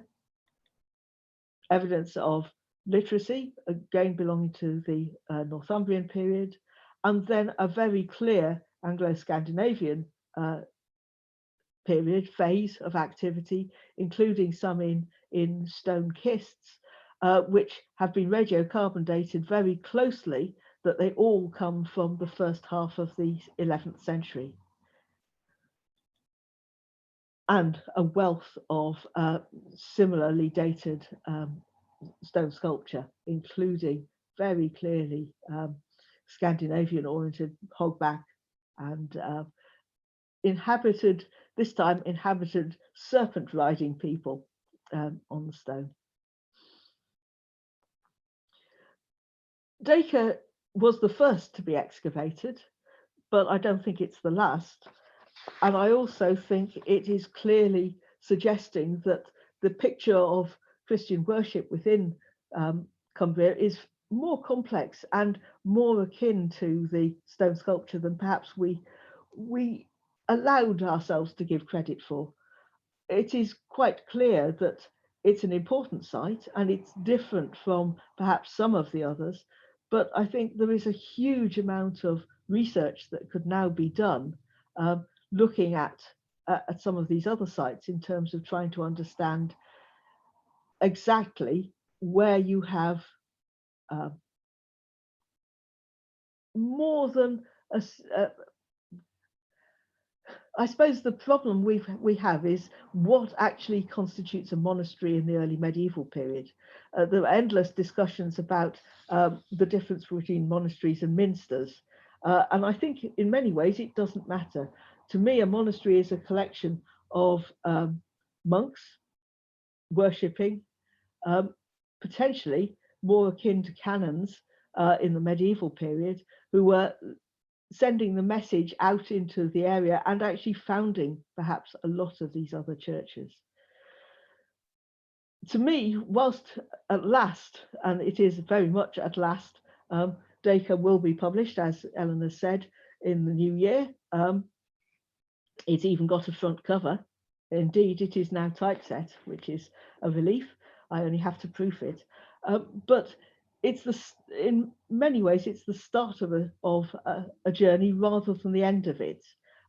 It is a point of baton passing, if you like, from the information that we managed to retrieve from the excavations in the 1980s to really start to think about how these sites come together and how we can look at the pattern of activity within the area that now has become Cumbria, against the backdrop perhaps of the changing political nature. And one last thought I will just drop into the pond is that I had the privilege also to be involved with the excavations at Cumwhitten of a pagan Viking small cemetery. That clearly was happening at the same time that Dacre was active as a site. You wouldn't believe that there was any overlap whatsoever between them, despite the fact that they are a mere 16 miles apart. That begs quite a lot of questions, I think, in terms of our thinking about the early medieval period in this part of the world, which is why I'm saying the journey is beginning rather than ending with this publication. Thank you. Thank you so much, Rachel. It was fascinating to hear all of that evidence put together, and I can't wait for the publication, be able to read it. And I think possibly a theme from today is that it's great we have work happening here in the Lake District, but there is quite clearly so much more that we can do in all periods, really, in terms of further investigation and research into many of these sites from all periods. So really fascinating. Thank you very much.